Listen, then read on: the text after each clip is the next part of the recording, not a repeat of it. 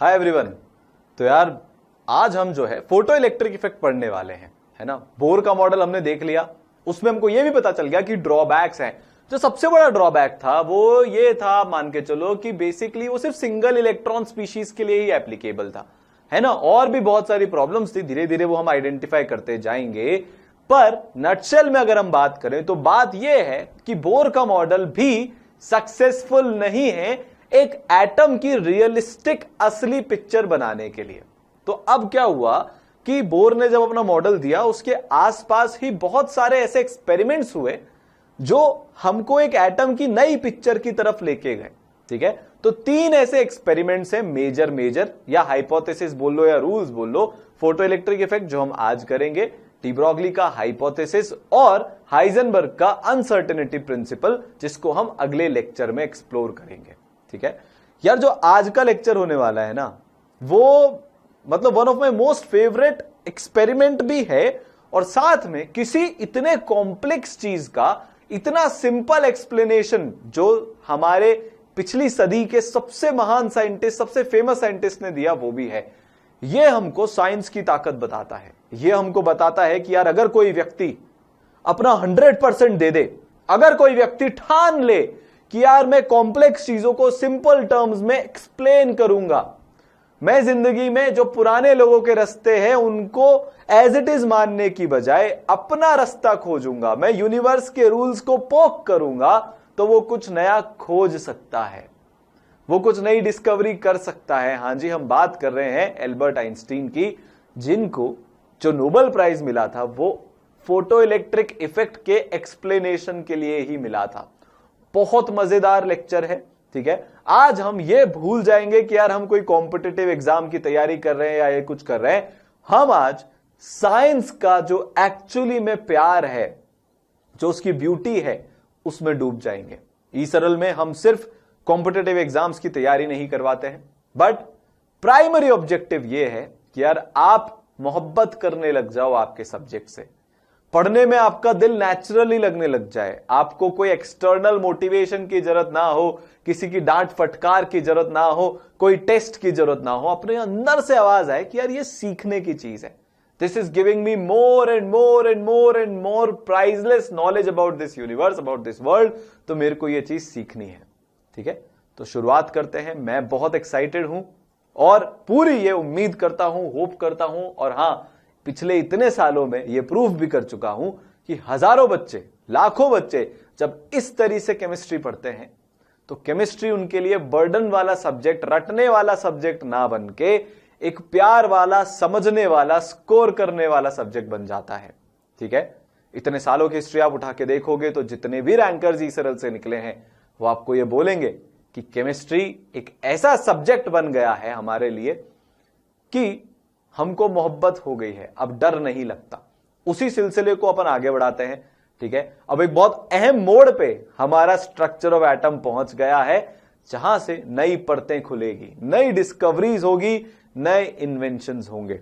So let's go, शुरुआत करते हैं। जो फोटो इलेक्ट्रिक इफेक्ट है उसके बारे में सबसे पहले हमें बताया हाइनरिक हर्ट्ज ने। ठीक है, ये वही है जिनके रिस्पेक्ट में, जिनके ऑनर में हमने फ्रीक्वेंसी के एसआई यूनिट को हर्ट्ज बोला, और इन्होंने बताया कि जिंदगी में फोटो इलेक्ट्रिक इफेक्ट नाम की चीज होती है।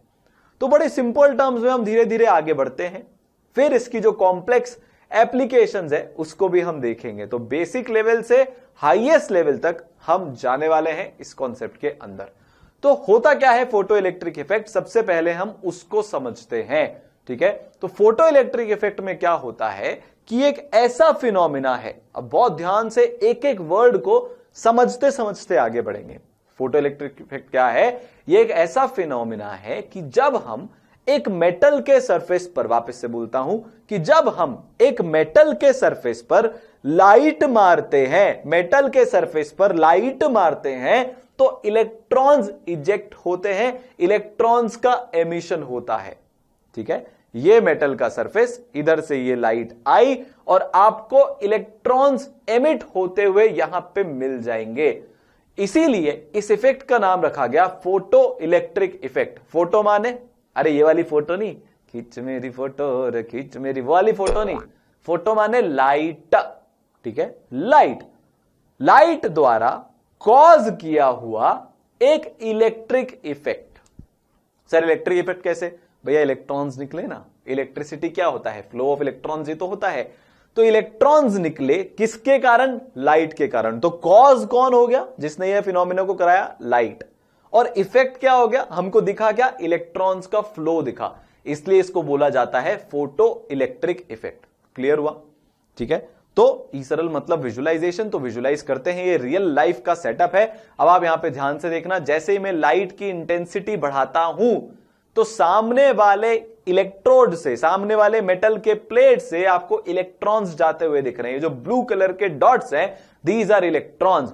तो जैसे ही मैंने लाइट डालनी शुरू करी मेरी मेटल की प्लेट पे, मेरे इलेक्ट्रॉन्स यहां से निकल गए हैं। और आप अगर नीचे ध्यान से देखोगे तो मेरे को एक करंट मिल रहा है। करंट कब मिल रहा है? जब सर्किट कंप्लीट होता है, मतलब लेफ्ट वाली प्लेट से राइट वाली प्लेट पर इलेक्ट्रॉन्स फ्लो हुए, तभी जाके मेरे को करंट मिलेगा। तो जो नेगेटिवली चार्ज प्लेट है वहां से इलेक्ट्रॉन्स निकल के सामने पॉजिटिवली चार्ज प्लेट पर जा रहे हैं। यह एक्सपेरिमेंटल सेटअप हर्ट्ज ने किया था। ठीक है, अब आप ऐसा सोचोगे कि सर लाइट से ऐसा कैसे हुआ? तो अपन एक बार फिर से एक्सपेरिमेंट देखेंगे। जब तक लाइट फॉल नहीं हो रही कोई इलेक्ट्रॉन्स एमिट नहीं हो रहे। जैसे ही मैंने लाइट को फॉल कराना, लाइट डालना शुरू किया मेरे कैथोड पे, तो कैथोड से इलेक्ट्रॉन्स निकल के एनोड की तरफ एमिट हुए। बात समझ में? अभी कैथोड एनोड सब छोड़ दो, बस ये समझो लाइट डाली और इलेक्ट्रॉन्स निकले, तो फोटो डाला, इलेक्ट्रिक इफेक्ट हुआ, इसीलिए फोटो इलेक्ट्रिक इफेक्ट हमको यहां पे दिख रहा है। तो फोटो इलेक्ट्रिक इफेक्ट की फील अब अपने अंदर जनरेट हो गई, हमारे अंदर वो फील आ गई कि यार मैं अगर किसी मेटल की प्लेट पर लाइट डालता हूं तो वहां से इलेक्ट्रॉन्स निकलते हैं। यह बात हमको समझ में आई, इसको बोलते हैं फोटो इलेक्ट्रिक इफेक्ट। इसी को हर्ट्ज ने एक्सप्लेन किया था। एक्सप्लेन तो क्या किया था? इसी को हर्ट्ज ने बताया था। अब हम इसके एक लेवल पे और अंदर जाते हैं। ठीक है, इलेक्ट्रॉन्स कब निकलते हैं, कितने निकलते हैं और क्या क्या कंडीशंस होती है, कितनी देर में लाइट डालने के कितनी देर के बाद इलेक्ट्रॉन्स निकलते हैं, सारे क्वेश्चंस अब आपके दिमाग में आने चाहिए कि सर मैं कोई सी भी लाइट डाल दूंगा तो इलेक्ट्रॉन्स निकलेंगे क्या? ये एक बहुत बड़ा क्वेश्चन है। ठीक है, कितना करंट आएगा सर? हम मेजर कर रहे हैं तो कितना, ये 0.041 एम्पियर का जो करंट आ रहा है ये कैसे आ रहा है? इलेक्ट्रॉन्स कितनी एनर्जी के साथ बाहर निकलेंगे? ये सारे क्वेश्चंस को हम पूछते जाएंगे और आइंस्टीन की मदद से इनका हम आंसर खोजते जाएंगे। Science is all about why. ठीक है, हम वाई पूछते जाएंगे। तो ऐसा हो कैसे रहा है, हो क्यों रहा है, ये आप समझो। ये मेरी एक लाइट की बीम है। आपको पता है light is made up of photons. ये प्लैंक ने ऑलरेडी बता दिया था कि यार लाइट छोटे छोटे पार्टिकल्स फोटॉन्स की मिलकर बनी होती है। ठीक है, तो फोटोन से ही फोटो आया एक्चुअली में। ठीक है, तो जो फोटो इलेक्ट्रिक इफेक्ट है वो लाइट का भी फोटोन से आया है। तो लाइट के अंदर बिलियंस ऑफ बिलियंस फोटॉन्स होते हैं। ठीक है, हर फोटोन के पास एक कैरेक्टरिस्टिक एनर्जी होती है। ठीक है, ये भी हमको बात समझ में आई। और हमको बोर के मॉडल से यह भी समझ में आता है कि जब फोटोन एक इलेक्ट्रॉन को हिट करते हैं तो इलेक्ट्रॉन लोअर ऑर्बिट से उछलकर हायर ऑर्बिट में जा सकते हैं। और अगर हमने सफिशिएंट एनर्जी दे दी, आयनाइजेशन एनर्जी के बराबर एनर्जी दे दी, तो इलेक्ट्रॉन्स एटम को छोड़कर एटम से बाहर भी जा सकते हैं। तो फोटोन की एनर्जी पे डिपेंड करता है कि जो इलेक्ट्रॉन है जिससे ये फोटोन टकराया, या इसको ऐसा भी बोला जाता है कि जो फोटोन है जिसको इलेक्ट्रॉन ने एब्जॉर्ब किया, उस फोटोन की एनर्जी पे डिपेंड करता है कि इलेक्ट्रॉन के पास कितनी एनर्जी आएगी। ठीक है, तो इस इफेक्ट को हम कैसे समझ सकते हैं कि इलेक्ट्रॉन्स बाहर क्यों आ रहे हैं, जरा समझना। अब ये मैंने मेटल का आपको सरफेस दिखाया हुआ है, पूरा विजुलाइज करेंगे यार। विजुलाइज नहीं किया तो क्या समझा, है ना? इस मेटल के सरफेस पे बहुत सारे इलेक्ट्रॉन्स होते हैं, है ना? ये मेटेलिक बॉन्ड एक तरह की चीज होती है। मेटल के अंदर का जो अरेंजमेंट होता है वो कुछ इस तरह से होता है कि उसके सरफेस पे बहुत सारे इलेक्ट्रॉन्स तैरते रहते हैं, तैरते रहते हैं, तैरते रहते हैं। अब जरा ध्यान देना, ध्यान से इस चीज को देखना। ठीक है, बहुत ध्यान से, अगर आपने ध्यान नहीं दिया तो वो मिस हो जाएगा। अब देखो, मैंने इन इलेक्ट्रॉन्स की तरफ एक फोटोन फेंका, आया येलो कलर का। उस इलेक्ट्रॉन को फोटोन ने इतनी एनर्जी दे दी कि वो मेटल का सरफेस छोड़ के बाहर भाग गया। फिर से एक बार ये काम करते हैं। ये आया फोटोन, हिट किया और इलेक्ट्रॉन बाहर, ठीक है ना। बॉल आई, धोनी ने बल्ला घुमाया और गेंद स्टेडियम से बाहर। सिमिलरली फोटोन आया, टक्कर हुई, इलेक्ट्रॉन बाहर चला गया। वापिस से फोटोन आया, टक्कर हुई, इलेक्ट्रॉन बाहर चला गया। क्या सर हर बार फोटोन के टकराने पर इलेक्ट्रॉन बाहर जाएगा? क्या नहीं, एक मिनिमम एनर्जी होनी चाहिए। जिस एनर्जी के साथ फोटोन आएगा तभी इलेक्ट्रॉन बाहर जाएगा। ये सारी बातें अभी हम करेंगे, पर अभी के लिए समझना यह है कि इलेक्ट्रॉन बाहर इसलिए निकल रहे हैं। देखो, किसी भी इलेक्ट्रॉन को एक एटम से बाहर निकलने के लिए एनर्जी चाहिए होती है। इस पर्टिकुलर इफेक्ट में, फोटो इलेक्ट्रिक इफेक्ट में, इस इलेक्ट्रॉन को एटम से बाहर निकलने के लिए, मेटल सरफेस से दूर जाने के लिए जो एनर्जी मिल रही है वो किसके कारण मिल रही है? वो फोटोन के कारण मिल रही है। एक और फोटोन आएगा, एक और इलेक्ट्रॉन बाहर निकल जाएगा। क्लियर? आगे चले। अब कुछ कुछ ऑब्जर्वेशंस हैं, कुछ कुछ चीजें हैं जो हमको सीखनी है। अब हम इसके डेप्थ में जा रहे हैं, हमको बेसिक्स इसके समझ में आ चुके हैं। वो इलेक्ट्रॉन्स जो मेटल से बाहर निकल रहे हैं फोटोन के टकराने के कारण, फोटोन के एब्जॉर्प्शन के कारण, उनको बोला जाता है फोटो इलेक्ट्रॉन्स। उनको क्या बोला जाता है? उनको बोला जाता है फोटो इलेक्ट्रॉन्स। ठीक है, तो इस टर्म को याद रखना, फोटो इलेक्ट्रॉन्स। वो इलेक्ट्रॉन्स जो फोटोन के कारण मेटल के सरफेस को छोड़ के भाग गए हैं, उनको बोला जाता है फोटो इलेक्ट्रॉन्स। अब कुछ कुछ ऑब्जर्वेशन है। सबसे तगड़ी ऑब्जर्वेशन जो हर्ट्ज ने हमको बताई, उनका दिमाग खराब हो गया था इस ऑब्जर्वेशन को देखकर। उन्होंने बोला, यह स्टेटमेंट उन्होंने दिया कि एक ऐसी सर्टेन फ्रीक्वेंसी है लाइट की, depending on the nature of metal, below which photo electric effect is not observed. इसको पहले अपन एक्सपेरिमेंटली देख लेते हैं। एक बार मैं आपको इस सेंटेंस को हिंदी में समझा देता हूं। हर्ट्ज ने हमको क्या ऑब्जर्वेशन दी कि आपके पास मेटल कौन सा है उस पर डिपेंड करता है कि एक ऐसी फ्रीक्वेंसी की वैल्यू होगी, मिनिमम वैल्यू, फ्रीक्वेंसी की ऐसी मिनिमम वैल्यू होगी जिसके नीचे फोटो इलेक्ट्रिक इफेक्ट ऑब्जर्व नहीं होगा। जिसके नीचे क्या होगा? फोटो इलेक्ट्रिक इफेक्ट ऑब्जर्व नहीं होगा। अब यह हमको समझ में आता है।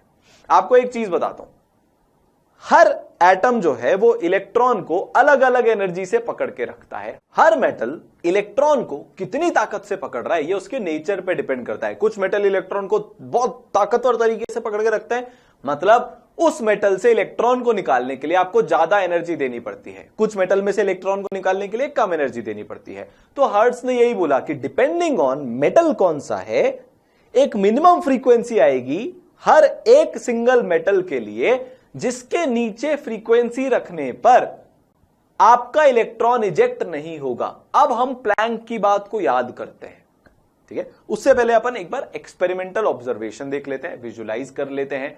अब आप देखो, जब रेड कलर है मतलब फ्रीक्वेंसी कम है, जैसे जैसे हम ब्लू की तरफ जाते हैं फ्रीक्वेंसी बढ़ती जाती है। येलो लाइट पे भी कोई फोटो इलेक्ट्रॉन्स नहीं निकल रहे हैं, अभी भी फ्रीक्वेंसी कम है। हम थोड़ी फ्रीक्वेंसी और बढ़ाते हैं, जैसे जैसे ब्लू पे जा रहे हैं फ्रीक्वेंसी बढ़ रही है। जैसे ही फ्रीक्वेंसी एक पर्टिकुलर फ्रीक्वेंसी से ज्यादा हुई, फोटो इलेक्ट्रॉन्स बाहर निकलने लगे। हमने फिर फ्रीक्वेंसी को कम कर दिया, ठीक है। राइट में फ्रीक्वेंसी कम है, लेफ्ट में फ्रीक्वेंसी ज्यादा है।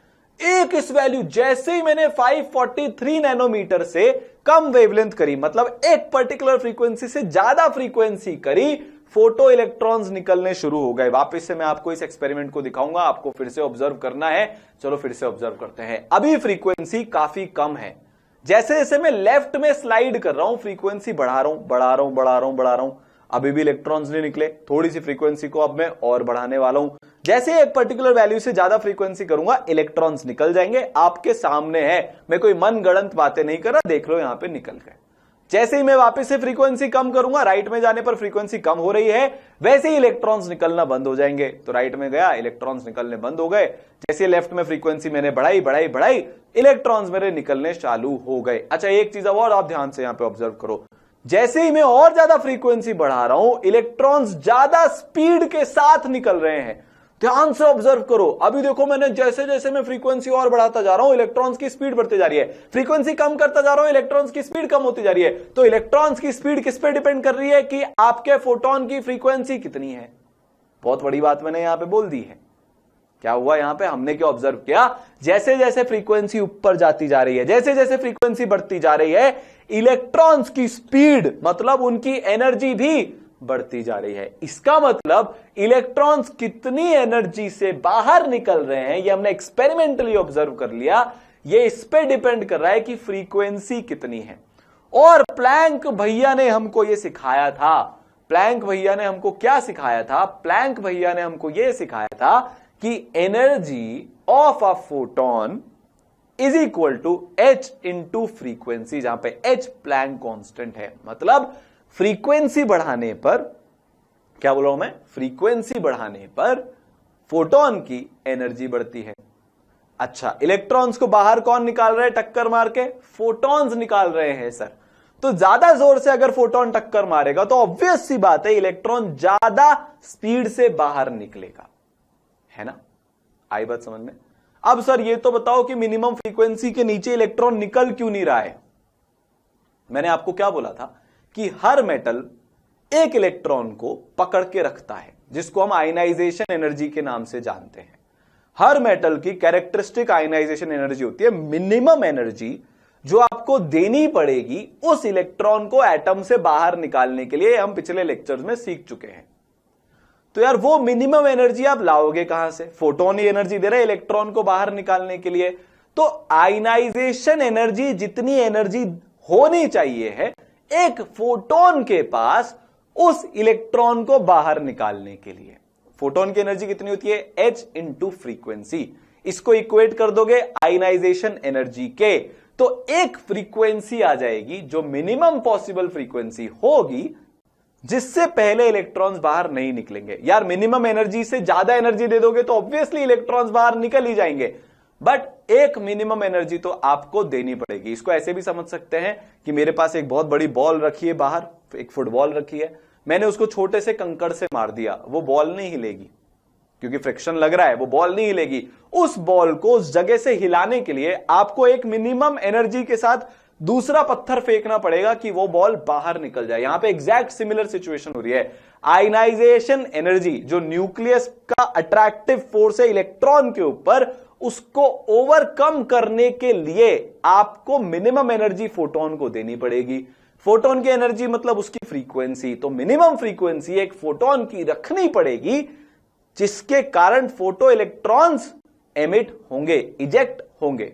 बस यही डिपेंडेंस ऑन फ्रीक्वेंसी का ऑब्जर्वेशन आया था, इसका मैंने आपको एक्सप्लेनेशन भी दे दिया। तो ये पहला ऑब्जर्वेशन था जिसका एक्सप्लेनेशन हम समझ चुके हैं। अब अपन सेकंड ऑब्जर्वेशन पे जाते हैं। दूसरी ऑब्जर्वेशन जो हर्ट्ज ने हमको दी वो ये थी कि यार इलेक्ट्रॉन्स जो हैं वो इंस्टेंटेनियसली कम आउट हो जाते हैं। मतलब आपने एक सही फ्रीक्वेंसी डाली, वो वाली फ्रीक्वेंसी जिससे फोटो इलेक्ट्रॉन्स इजेक्ट या एमिट हो सकते हैं, वो फ्रीक्वेंसी अगर आपने डाली तो लाइट के शाइन होने में, मेटल के सरफेस पे लाइट के फोटॉन्स के पड़ने में और इलेक्ट्रॉन्स के बाहर आने में कोई टाइम लैग नहीं होता। यार ये आपको लग रहा होगा सर बहुत नेचुरल ही तो है, एक फोटोन आता है इलेक्ट्रॉन को टक्कर मारता है तो जैसे ही टक्कर होगी इलेक्ट्रॉन बाहर आ जाएगा, ठीक है, ये नेचुरल है। अब क्योंकि डिस्कवरी हो चुकी है इसलिए हमको ये नेचुरल लगता है। लेक्चर के एंड में जब हम wave nature versus particle nature की बात कर रहे होंगे तब आपको इसकी ब्यूटी समझ में आएगी कि यार ये इतनी बड़ी चीज क्यों है ना। पार्टिकल नेचर से बहुत इजीली समझ में आता है, टक्कर हुई इलेक्ट्रॉन बाहर आया, इंस्टेंटेनियसली बाहर आएगा, 10⁻⁹ सेकंड के ऑर्डर का लैग होता है बस। तो वो तो सिंपल सी बात है, बहुत कम लैग है, हमारे लिए तो वो मीनिंगफुल भी नहीं है। तो कोई लैग नहीं है, लाइट पड़ी, फोटोन ने टक्कर मारी, इलेक्ट्रॉन बाहर आ गया, ये दूसरी ऑब्जर्वेशन है, हमको समझ में आता है ऐसा क्यों हुआ, ठीक है। आई बात समझ में। तीसरा ऑब्जर्वेशन देखो, आप यहां पे देखोगे अगर तो जैसे ही आप देखना कि मैं इंटेंसिटी बढ़ाता हूं, लाइट मारता हूं, सही फ्रीक्वेंसी की लाइट है, ये इलेक्ट्रॉन्स ने बाहर आना शुरू कर दिया, कोई भी लैग हमारा नहीं है, ठीक है।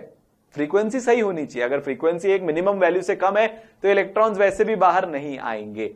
तीसरी चीज, ठीक है, इलेक्ट्रॉन्स इंस्टेंटेनियसली बाहर आते हैं, ये हमने देख लिया कि फोटोन कोलाइड करता है, ये हमारा एक्सप्लेनेशन हो गया जो मैंने आपको रिटर्न में लिख दिया। इसको लिखने की जो एक्सप्लेनेशन है उसको आपकी कोई जरूरत नहीं है, बहुत लंबे लंबे नोट्स बनाने की हमको जरूरत नहीं है, सिर्फ काम का पॉइंट लिखेंगे कि इलेक्ट्रॉन भैया इंस्टेंटेनियसली बाहर आ जाता है। जो समझी हुई चीज है वो आपके दिमाग में वैसे भी रहेगा, वो आपको याद रहेगा।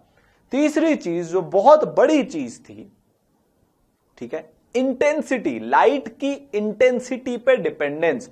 मैं आपको इसके बारे में कुछ भी बताऊं उससे पहले यह समझने का बात बहुत जरूरी है कि जब मैं बोलता हूं लाइट की इतनी इंटेंसिटी है, उसका मतलब क्या है। तो जब हम लाइट को as made up of photons देखते हैं, जब हम ये बोलते हैं कि यार लाइट एक ऐसी चीज है जो billions and trillions of photon से मिलकर बनी है, तो यहां पे इंटेंसिटी का सिर्फ एक और सिर्फ एक मतलब होता है, और वो ये होता है कि intensity is directly proportional to number of photons.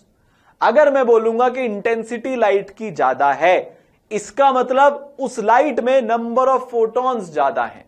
अगर मैं बोलूंगा कि लाइट की इंटेंसिटी कम है, इसका मतलब उस लाइट में फोटॉन्स की मात्रा कम है। फिर से रिपीट कर रहा हूं ताकि आपके दिमाग में घुस जाए।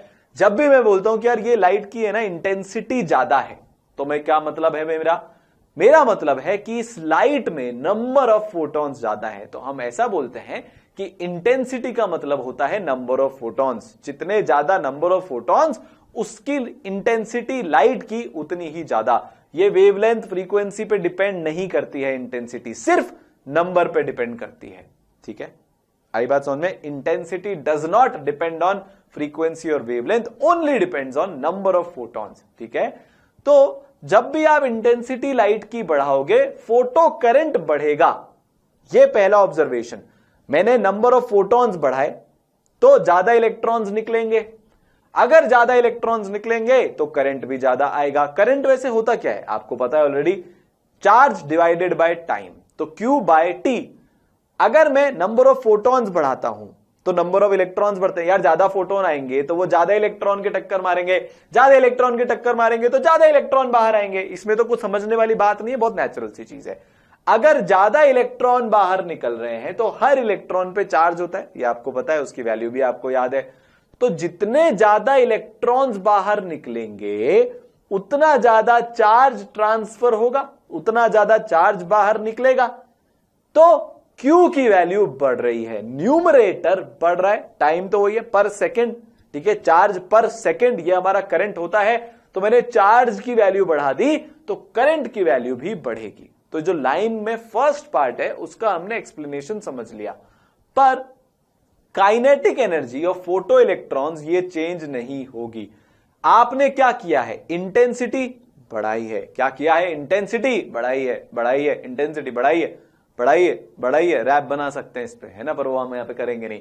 मैंने इंटेंसिटी बढ़ाई है मतलब मैंने नंबर ऑफ फोटॉन्स बढ़ाए हैं। पर एक बात बताओ, हां या ना में जवाब देना, लेक्चर के बीच में चिल्ला के जवाब देना, घर पे सबको पता चल जाए कि मैं पढ़ रहा हूं कि नहीं पढ़ रहा हूं।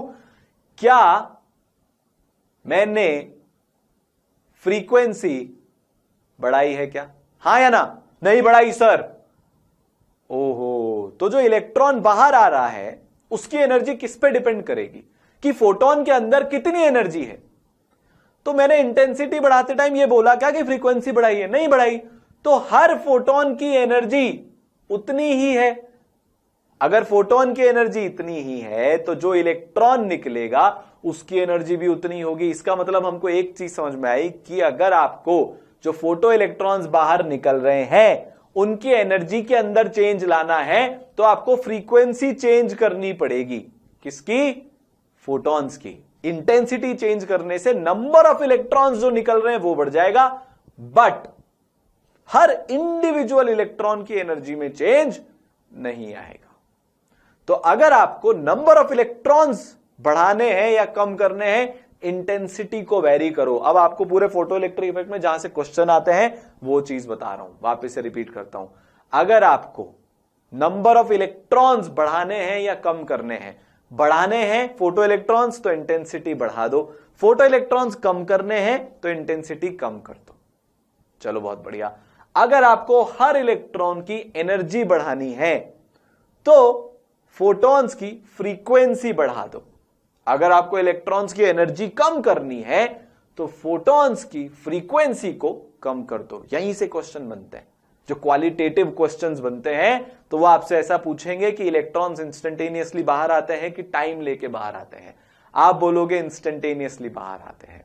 वो आपसे पूछेंगे कि करेक्ट स्टेटमेंट्स बता दो, क्या बोलेंगे वो कि फोटो इलेक्ट्रॉन्स की काइनेटिक एनर्जी इंटेंसिटी पे डिपेंड करती है, तो ये इनकरेक्ट स्टेटमेंट है। फोटो इलेक्ट्रॉन्स की kinetic energy frequency of photon पे डिपेंड करती है, ये एकदम करेक्ट स्टेटमेंट है। वो आपसे बोलेंगे कि इंटेंसिटी बढ़ाने पर करंट बढ़ता है फोटो इलेक्ट्रिक इफेक्ट में, एकदम करेक्ट स्टेटमेंट है। ठीक है, आई बात समझ में? तो हमको ये पॉइंट्स को ध्यान में रखना है, जो 3 ऑब्जर्वेशन हमने लिखे। आप यहां पे अब ध्यान से देखो, मैं इंटेंसिटी जैसे जैसे बढ़ाता जाऊंगा नंबर ऑफ इलेक्ट्रॉन्स बढ़ते जाएंगे। नीचे करंट वाले बार को आप ध्यान से देखना, ठीक है, नीचे करंट वाले बार को आप ध्यान से देखना। इंटेंसिटी बढ़ाने पर उसकी वैल्यू भी बढ़ती जाएगी। ठीक है, देखो ये इंटेंसिटी मैंने बढ़ाई, करंट की वैल्यू 0.018 हो गई। अब मैं इंटेंसिटी को थोड़ा और बढ़ाऊंगा तो करंट की वैल्यू नीचे और ज्यादा बढ़ेगी। ठीक है, इंटेंसिटी को हमने और बढ़ाया तो नीचे आप करंट की वैल्यू देखो 0.038 हो गई। तो हमने यहां पे क्या देखा कि जैसे एक्सपेरिमेंटली, यार एक्सपेरिमेंट करके देख लिया हमने, यहां पे क्या देखा कि जैसे जैसे मैंने इंटेंसिटी की वैल्यू को बढ़ाया, देखो फ्रीक्वेंसी की वैल्यू मैंने फिक्स्ड रख रखी है। ठीक है, जो नीचे कलर में है उसमें मैंने बिल्कुल कांटे को इधर उधर नहीं हिलाया, मैंने सिर्फ इंटेंसिटी बढ़ाई। इंटेंसिटी बढ़ाने पर करंट की वैल्यू बढ़ गई, फोटो इलेक्ट्रॉन्स ज्यादा निकले। फोटो इलेक्ट्रॉन्स अगर ज्यादा निकले तो करंट भी ज्यादा आएगा, क्योंकि क्यू मेरा ज्यादा हो गया है। ठीक है, चले आगे। ठीक है, तो इलेक्ट्रॉन्स इंस्टेंटेनियसली बाहर आते हैं। एक सर्टेन फ्रीक्वेंसी ऑफ लाइट है, नेचर ऑफ मेटल पे जो डिपेंड करता है, जिसके नीचे फोटो इलेक्ट्रिक इफेक्ट नहीं मिलेगा। Intensity of light, photo current, मतलब इंटेंसिटी बढ़ाने पर फोटो करंट बढ़ता है, पर kinetic energy of photo electrons does not change. बस ये 3 पॉइंट आपकी कॉपी में लिखे होने चाहिए, आपको इसमें बाकी सब कुछ समझ में आ जाएगा। ठीक है, क्लियर है? आगे चलें, पक्का? पॉज करके लिख लेना, आराम से नोट कर लो, फिर आगे बढ़ जाना। तो अब मैथमेटिकली हम कैसे समझेंगे? हमारा अगला क्वेश्चन ये है कि हमको एग्जैक्टली ये पता करना है कि फोटोन की गिवन एनर्जी पर, मतलब अगर मैं आपको फोटोन की एनर्जी दे दूं, फोटोन की फ्रीक्वेंसी दे दूं कि यार मैंने इतनी फ्रीक्वेंसी के फोटोन्स आपको दिए हैं, और फिर मैं आपसे ये पूछ लूं कि यार हमारा जो इलेक्ट्रॉन है उसकी एनर्जी कितनी होगी बाहर निकलते टाइम, या उसकी वेलोसिटी कितनी होगी बाहर निकलते टाइम, ये बता दो। तो उसके लिए हमारे महान साइंटिस्ट, फेमस साइंटिस्ट आइंस्टाइन साहब ने एक इक्वेशन दी थी, जिसको हम आइंस्टाइन इक्वेशन के नाम से जानते हैं, जो कुछ ऐसी दिखती है। बहुत वर्ल्ड फेमस इक्वेशन है, बहुत प्यारी इक्वेशन है। इसको भी अपन प्यार से समझेंगे, और यहां पे हम कुछ नया करने वाले हैं। बोला यह जा रहा है साहब कि K max is equal to H nu minus five, K max is equal to H nu minus five. एक एक टर्म को हम समझते हैं। के क्या है? Kinetic energy. इसमें ब्रैकेट के आगे मैक्स क्यों लिखा हुआ है? मैक्स मतलब मैक्सिमम, वो अभी आपको थोड़ी देर में समझाऊंगा। एच न्यू, न्यू क्या है? फोटोन की फ्रीक्वेंसी। किसकी फ्रीक्वेंसी है एच न्यू? फोटोन की फ्रीक्वेंसी। मैक्सिमम काइनेटिक एनर्जी किसकी? इलेक्ट्रॉन की। तो जो left hand side of the equation है वो आपको इलेक्ट्रॉन की मैक्सिमम काइनेटिक एनर्जी बता रहा है। Right side of the equation जो है वो आपको यह बता रहा है कि अगर आपको मैक्सिमम काइनेटिक एनर्जी किसी एक इलेक्ट्रॉन की निकालनी है तो आप क्या करो? फोटोन की एनर्जी निकाल लो। वो हम कैसे निकालते हैं? फ्रीक्वेंसी गिवन होगी, एच से मल्टीप्लाई करेंगे, फोटोन की एनर्जी आ जाएगी। उसमें से माइनस कर दो वर्क फंक्शन। सर ये वर्क फंक्शन क्या है? वर्क फंक्शन कुछ नहीं है, ये मेटल के नेचर को दर्शाता है। हर मेटल का एक गिवन फिक्स्ड वर्क फंक्शन होता है, जो एनर्जी होती है कि मिनिमम एनर्जी जो आपको चाहिए है उस मेटल में से इलेक्ट्रॉन को निकालने के लिए, उसको वर्क फंक्शन बोला जाता है। कांस्टेंट है, क्वेश्चन में गिवन होगा, याद इसकी वैल्यूज को नहीं करना। तो इक्वेशन ने क्या बोला कि अगर आपको मैक्सिमम काइनेटिक एनर्जी निकालनी है इलेक्ट्रॉन की, जो फोटो इलेक्ट्रॉन है, तो आप गिवन फ्रीक्वेंसी को h से मल्टीप्लाई कर दो, फोटोन की एनर्जी आ जाएगी। उसमें से सब्ट्रैक्ट कर दो किसको? वर्क फंक्शन को। और ये बहुत नेचुरल है, हमको ऑलरेडी समझ में आता है। ठीक है, अब इसको अपन ऐसे समझते हैं। मान लो मेरे पास एक बॉल है, ठीक है, मैंने उस बॉल को एक रस्सी से कनेक्ट करके बांध दिया, ग्राउंड पे मैंने पटक रखा है। मैंने क्या किया? एक रस्सी से इस बॉल को बांध दिया। मैं एक दूसरी बॉल ले रहा हूं, इसको मैं बॉल ए बोल देता हूं। जिस बॉल को मैंने बांध रखा है उसको मैं बॉल बी बोल देता हूं ताकि कंफ्यूजन ना हो। मैं बॉल ए को फेंक रहा हूं बॉल बी की तरफ। मैं क्या बोल रहा हूं कि मैं बॉल ए को बॉल बी की तरफ फेंक रहा हूं। ए ने बी को टक्कर मारी, ठीक है, तो बी कुछ एनर्जी के साथ आगे बढ़ेगा। यार टक्कर लगती है, कोलिजन होता है, तो आपने भी बताया 2 टेनिस की बॉल है, एक टेनिस की बॉल से दूसरी टेनिस की बॉल को मारूंगा तो वो कुछ एनर्जी के साथ आगे बढ़ जाएगा, प्रोवाइडेड कि रस्सी टूट जाए। अगर रस्सी या चेन या मैं तो बोलूं रॉड या कुछ भी, अगर ये मेरा इसका जो चेन से ये बंधा हुआ है, रस्सी से जो बंधा हुआ है, अगर रस्सी नहीं टूटी तो ये बॉल कहीं पे भी नहीं जाएगी। तो जो आपकी बॉल बी है, जो आपकी बॉल बी है, अगर आप चाहते हो कि वो आगे बढ़े तो आपको रस्सी तोड़नी पड़ेगी। तो आपको इतनी एनर्जी से बॉल ए को फेंकना पड़ेगा कि रस्सी टूट जाए। तो यहां पे जो रस्सी तोड़ने के लिए फोर्स देना पड़ रहा है या एनर्जी देनी पड़ रही है, तो वो मिनिमम एनर्जी क्या है, वो वर्क फंक्शन है। जैसे रस्सी ने बॉल बी को पकड़ रखा है, वैसे ही हर मेटल अपने इलेक्ट्रॉन को पकड़ के रखता है। पैरेलल समझ में आया भाई? ये रस्सी वाला एग्जांपल हमारी रियल लाइफ में बहुत इजीली हमको दिख जाता है, समझ में आता है, इसलिए मैंने लिया। तो रस्सी को तोड़ने के लिए एक एनर्जी देनी पड़ेगी। तो जैसे मान लो मैंने 100 की टोटल एनर्जी से मेरी इस वाली बॉल को फेंका, और मैं अज्यूम कर रहा हूं कि ए बॉल को फेंकने में जितनी एनर्जी मैंने दी है सारी की सारी एनर्जी बी में ट्रांसफर हो जाएगी। तो मैंने क्या किया, 100 की एनर्जी से ए बॉल को फेंका, है ना, ध्यान से सुनना। इसने बी बॉल को टक्कर मारी। रस्सी तोड़ने में मान लो 30 की एनर्जी लगती है, तो बी वाली जो बॉल है वो कितनी एनर्जी से आगे बढ़ेगी? भाई मैंने 100 से फेंका, 30 तो रस्सी तोड़ने में खर्च हो गई, 70 बची, 70 से आगे बढ़ेगी। आइंस्टाइन ने इतना प्यारा दिमाग लगाया। आई बात समझ में? पक्का क्लियर हो गया कि एच न्यू माइनस फाइ क्यों लिखा? जितनी आपने एनर्जी ली उसमें से कुछ एनर्जी मेटल के फोर्स ऑफ अट्रैक्शन को तोड़ने के लिए काम में आने वाली है, इसलिए वो एनर्जी हमारे इलेक्ट्रॉन को नहीं मिलेगी। फोटोन की कुछ एनर्जी मेटल के फोर्स को तोड़ने में काम आएगी, तो वो एनर्जी खर्च हो गई, जितनी बची वो इलेक्ट्रॉन के पास चली जाएगी। तो मैक्सिमम काइनेटिक एनर्जी जिसके साथ इलेक्ट्रॉन बाहर निकलेगा वो होगा गिवन एनर्जी माइनस फाइ। ठीक है, आई बात समझ में? अब एक लास्ट चीज हमको समझनी है कि सर ये आपने के क्यों नहीं लिखा, काइनेटिक एनर्जी क्यों नहीं लिखा, काइनेटिक एनर्जी मैक्सिमम क्यों लिखा है? एक और सिनेरियो अज्यूम करते हैं। अभी हमने क्या देखा था, मेरी बॉल ए है, मेरी बॉल बी है, बॉल बी मेरी रस्सी से बंधी हुई है। अब अगर आप इस तरह से इमेजिन करो, अगर मैं बहुत सारी बॉल्स ले लेता हूं, अगर मैं बहुत सारी बॉल्स ले लेता हूं जो मेरी बॉल बी के आगे पड़ी हुई है, तो मैंने इसको फेंका ए को, ये बी से टकराई, रस्सी टूटी, बी आगे भागा, भागी मतलब, और वो कोई दूसरी रैंडम बॉल से टकरा गई, तो ये तो फिर इसकी एनर्जी कम हो जाएगी ना, क्योंकि कुछ एनर्जी इसने टक्कर में ट्रांसफर भी तो कर दी। इसका कोलिजन हुआ बॉल बी का, लेट से बॉल सी के साथ, तो बी के पास जो एनर्जी थी वो कुछ सी में ट्रांसफर हो गई। हो आई बात समझ में? एक बात बताओ, किसी भी मेटल के अंदर सिर्फ एक इलेक्ट्रॉन होता है क्या? नहीं सर, नहीं सर, बहुत सारे इलेक्ट्रॉन्स होते हैं। इसका मतलब कि जितनी भी एनर्जी फोटोन ने इलेक्ट्रॉन के पास ट्रांसफर करी वर्क फंक्शन को हटा के, वो दूसरे इलेक्ट्रॉन्स के साथ टक्कर में लूज हो सकती है। तो इसीलिए हमने मैक्सिमम काइनेटिक एनर्जी लिखा है। वो केस जहां पे इलेक्ट्रॉन बिना किसी से टकराए एकदम मेटल से बाहर निकल जाए, उस केस में मैक्सिमम काइनेटिक एनर्जी मिलेगी। बाकी सारे केसेस में टक्कर होने के कारण हमको मैक्सिमम काइनेटिक एनर्जी से कम काइनेटिक एनर्जी मिलेगी, क्योंकि दूसरे इलेक्ट्रॉन्स के साथ टक्कर में एनर्जी लूज हो गई। आई बात समझ में? इसीलिए मैक्सिमम काइनेटिक एनर्जी लिखा है। तो फोटो इलेक्ट्रॉन्स की जो एनर्जी होती है वो 0 से लेकर मैक्सिमम काइनेटिक एनर्जी तक के बीच में होती है। अगर कोई टक्कर नहीं हुई तो मैक्सिमम काइनेटिक एनर्जी के साथ बाहर निकलेगा।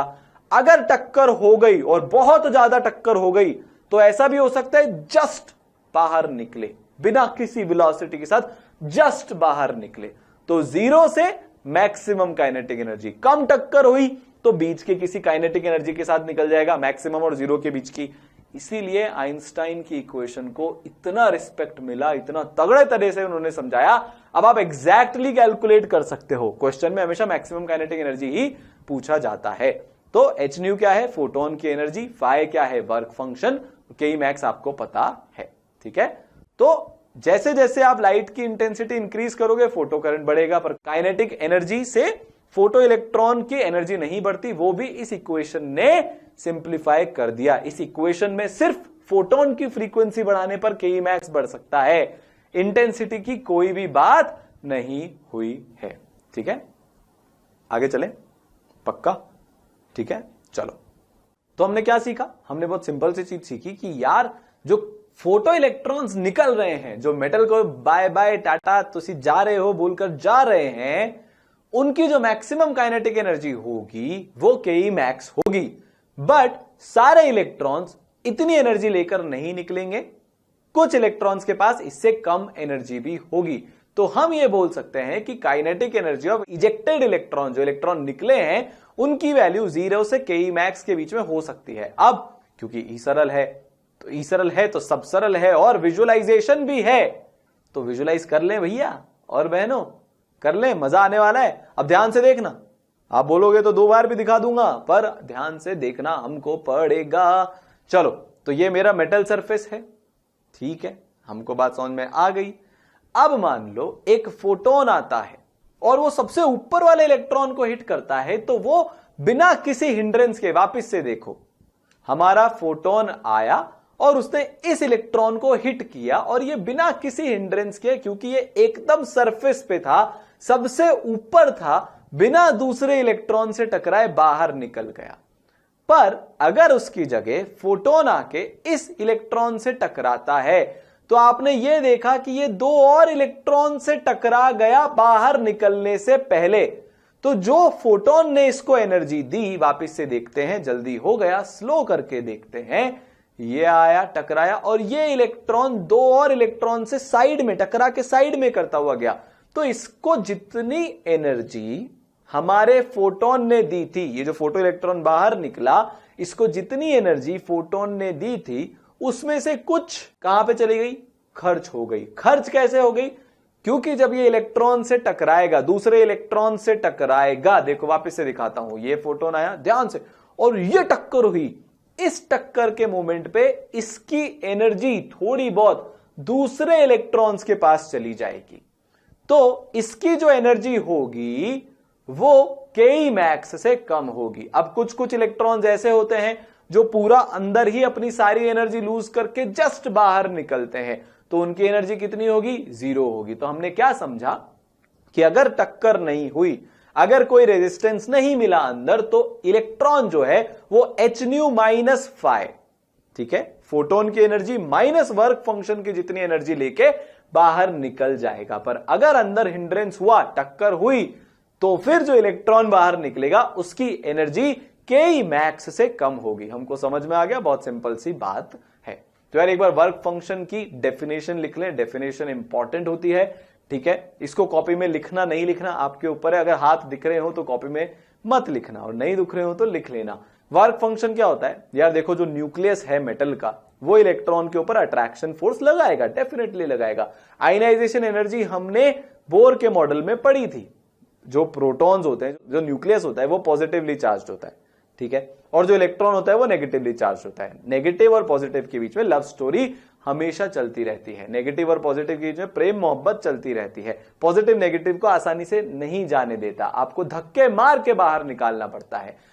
उस मिनिमम एनर्जी को, वो मिनिमम धक्के को, जितना हमने मिनिमम एनर्जी दे दी पर इलेक्ट्रॉन कि वो मेटल को छोड़ के भाग जाए, उसके प्रेम की जो बाउंड्री थी वो क्रॉस हो जाए, उसको वर्क फंक्शन बोला जाता है। ये हमको समझ में आता है, सिर्फ डेफिनेशन लिखने की बात थी, ठीक है।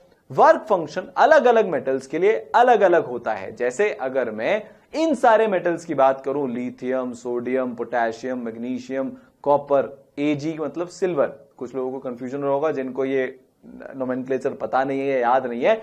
Li is lithium, Na is sodium, K is potassium, Mg is magnesium, Cu is copper and Ag is silver। तो आप देखो Li का वर्क फंक्शन 2.42, सोडियम का वर्क फंक्शन 2.3, तो वो Li से कम है। पोटेशियम का सोडियम से भी कम है, फिर मैग्नीशियम का इन सब से ज्यादा है, कॉपर का और ज्यादा है, सिल्वर का थोड़ा सा कम है। तो ये मेटल के नेचर पे डिपेंड करता है कि किसका कितना वर्क फंक्शन होगा। आपको वैल्यूज याद नहीं करनी है, क्वेश्चन में वर्क फंक्शन की वैल्यू दी गई होती है। बट जब हम पीरियोडिक टेबल में पढ़ेंगे, आयनाइजेशन एनर्जी नाम की एक टर्म होती है, तो वहां पे हम सीखेंगे कि जब हम डाउन द ग्रुप जाते हैं तो लिथियम, सोडियम और पोटेशियम ये एक ही ग्रुप को बिलोंग करते हैं। 10वीं कक्षा 9वीं कक्षा में पीरियोडिक टेबल पढ़ी होगी। तो लिथियम से नीचे होता है सोडियम, सोडियम से नीचे होता है पोटेशियम। तो आप यहां पे ऑब्जर्व करोगे कि जैसे जैसे मैं ग्रुप में नीचे जाता जा रहा हूं, वर्क फंक्शन कम होता जा रहा है, क्योंकि इनकी आयनाइजेशन एनर्जी भी कम होती जाती है। तो वर्क फंक्शन आयनाइजेशन एनर्जी पे डिपेंड करता है। किस पे डिपेंड करता है? आयनाइजेशन एनर्जी पे डिपेंड करता है, जिसको अभी नहीं समझ में आएगा हमको, जब हम पीरियोडिक टेबल पढ़ लेंगे तब हमको समझ में आएगा। ठीक है, तो अगर अब हम ग्राफ देखें Ke मैक्स वर्सेस फ्रीक्वेंसी का, तो वो कुछ ऐसा दिखता है। हर एक मेटल की जो कैरेक्टरिस्टिक फ्रीक्वेंसी होती है, मिनिमम फ्रीक्वेंसी होती है, जिसके बाद से फोटो इलेक्ट्रिक इफेक्ट ऑब्जर्व होना शुरू होता है, वो उसके फाई पे डिपेंड करती है। कैसे? Ke max is equal to H nu minus phi. मान लो मैक्सिमम काइनेटिक एनर्जी वाला इलेक्ट्रॉन, मतलब Ke जीरो, जस्ट निकलने वाला इलेक्ट्रॉन की जितनी अगर आपको फ्रीक्वेंसी भेजनी है, तो Ke max को जीरो पुट कर दो, h nu minus phi is equal to zero, तो H nu is equal to phi. मतलब जितना ज्यादा फाई होगा, जितना ज्यादा वर्क फंक्शन होगा, सबसे पहला फोटो इलेक्ट्रिक इफेक्ट जो ऑब्जर्व होगा वो उतनी ही ज्यादा फ्रीक्वेंसी पे होगा। ये हमको ग्राफ से भी समझ में आ रहा है। सीजीएम का वर्क फंक्शन सबसे कम होता है लाइफ में, तो उसकी जो कैरेक्टरिस्टिक फ्रीक्वेंसी है, जो मिनिमम थ्रेशोल्ड फ्रीक्वेंसी जिसको बोला जाता है, उसकी थ्रेशोल्ड फ्रीक्वेंसी सबसे कम है। सोडियम का वर्क फंक्शन थोड़ा सा ज्यादा होता है सीजीएम के कंपैरिजन में, तो उसकी थ्रेशोल्ड फ्रीक्वेंसी भी ज्यादा है। कैल्शियम की थ्रेशोल्ड फ्रीक्वेंसी उससे भी ज्यादा है। तो जितना बड़ा वर्क फंक्शन होगा, थ्रेशोल्ड फ्रीक्वेंसी भी उतनी ज्यादा होगी। ये आपका की पॉइंट हो गया, ये आपकी कॉपी में लिखा हुआ होना चाहिए। क्या बोल रहा हूं मैं? कि जैसे जैसे वर्क फंक्शन बढ़ेगा, थ्रेशोल्ड फ्रीक्वेंसी भी बढ़ेगी। हमने समझ लिया, अब हमारे दिमाग में भी बैठ गया। सही बात है ना यार? आपके मेटल ने वर्क फंक्शन ज्यादा होने का मतलब क्या है, जरा बताना। बहुत लोग सोचेंगे सर याद करा रहे हैं केमिस्ट्री, यहाँ पे याद नहीं करा रहा, पहले समझाया था। मैं क्या बोल रहा हूं, वर्क फंक्शन क्या होता है? सर वर्क फंक्शन होता है कि न्यूक्लियस ने इलेक्ट्रॉन को कितना टाइटली पकड़ रखा है। कितना टाइटली पकड़ रखा है वो वर्क फंक्शन पे डिपेंड करेगा। तो वर्क फंक्शन बढ़ रहा है मतलब न्यूक्लियस की इलेक्ट्रॉन पे पकड़ बढ़ रही है, मतलब वो उससे ज्यादा प्रेम मोहब्बत करता है, मतलब आपको उस इलेक्ट्रॉन को बाहर निकालने के लिए ज्यादा एनर्जी देनी पड़ेगी। एनर्जी आ कहां से रही है? फोटोन से। फोटोन की एनर्जी कितनी होती है? H new. मतलब फोटोन की एनर्जी कब बढ़ती है? जब फ्रीक्वेंसी बढ़ती है। अब वो मेटल जिसका वर्क फंक्शन ज्यादा है, उसमें से इलेक्ट्रॉन को निकालने के लिए आपको ज्यादा एनर्जी देनी पड़ेगी। ज्यादा एनर्जी देनी पड़ेगी मतलब फोटोन की एनर्जी ज्यादा होनी चाहिए, मतलब उसकी फ्रीक्वेंसी ज्यादा होनी चाहिए। तो 100 बात की एक बात, वर्क फंक्शन ज्यादा तो फ्रीक्वेंसी भी ज्यादा। सिंपल, बस इतना सही है। ठीक है, चले आगे, चलिए आगे चलते हैं। तो अब सवाल करने की बारी आ गई है, बहुत मजा आने वाला है। बहुत इजी सवाल बनते फोटो इलेक्ट्रिक इफेक्ट से, बहुत स्कोरिंग है। पेपर में आते ही चिल्लाना शुरू कर देना, मतलब ऐसे मत चिल्लाना, नहीं तो बाहर निकाल दिए जाओगे सेंटर से। मन में चिल्लाना शुरू कर देना, अरे इजी टॉपिक से सवाल आ गए। सवाल क्या बोल रहा है, पढ़ते हैं।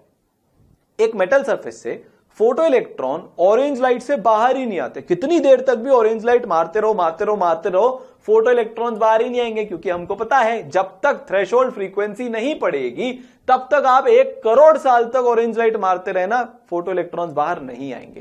पर ग्रीन लाइट से फोटो इलेक्ट्रॉन्स बाहर आ जाते हैं। तो हमको क्या बता दिया? ऑरेंज से बाहर नहीं आवे पर ग्रीन से बाहर आवे। क्या बोला? ऑरेंज लाइट मारोगे फोटो इलेक्ट्रॉन बाहर नहीं आएगा, ग्रीन लाइट मारोगे फोटो इलेक्ट्रॉन बाहर आएगा।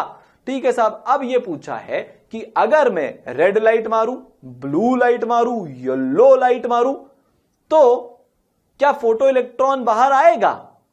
है? मेरे करण अर्जुन आएंगे? बताओ, करण अर्जुन आएंगे क्या बाहर? तो हमको पहले यह समझना पड़ेगा कि एक स्पेक्ट्रम नाम की चीज होती है। ठीक है, विजिबल लाइट में विबग्योर, जैसे जैसे हम वॉयलेट की तरफ जाते हैं वैसे वैसे फ्रीक्वेंसी बढ़ती है, और जैसे जैसे हम रेड की तरफ जाते हैं वैसे वैसे फ्रीक्वेंसी कम होती है। इसका मतलब अगर ऑरेंज लाइट से इलेक्ट्रॉन बाहर नहीं आ रहा तो किसी कीमत पे रेड लाइट से इलेक्ट्रॉन बाहर नहीं आएगा। एक एक कलर को पकड़ के चलते हैं, इस कंसेप्ट को समझो। ठीक है, जैसे जैसे देखो इसमें क्या बोला है कि ग्रीन लाइट से इलेक्ट्रॉन बाहर आ रहा है, तो विबग्योर, ठीक है, violet, Indigo, blue, green.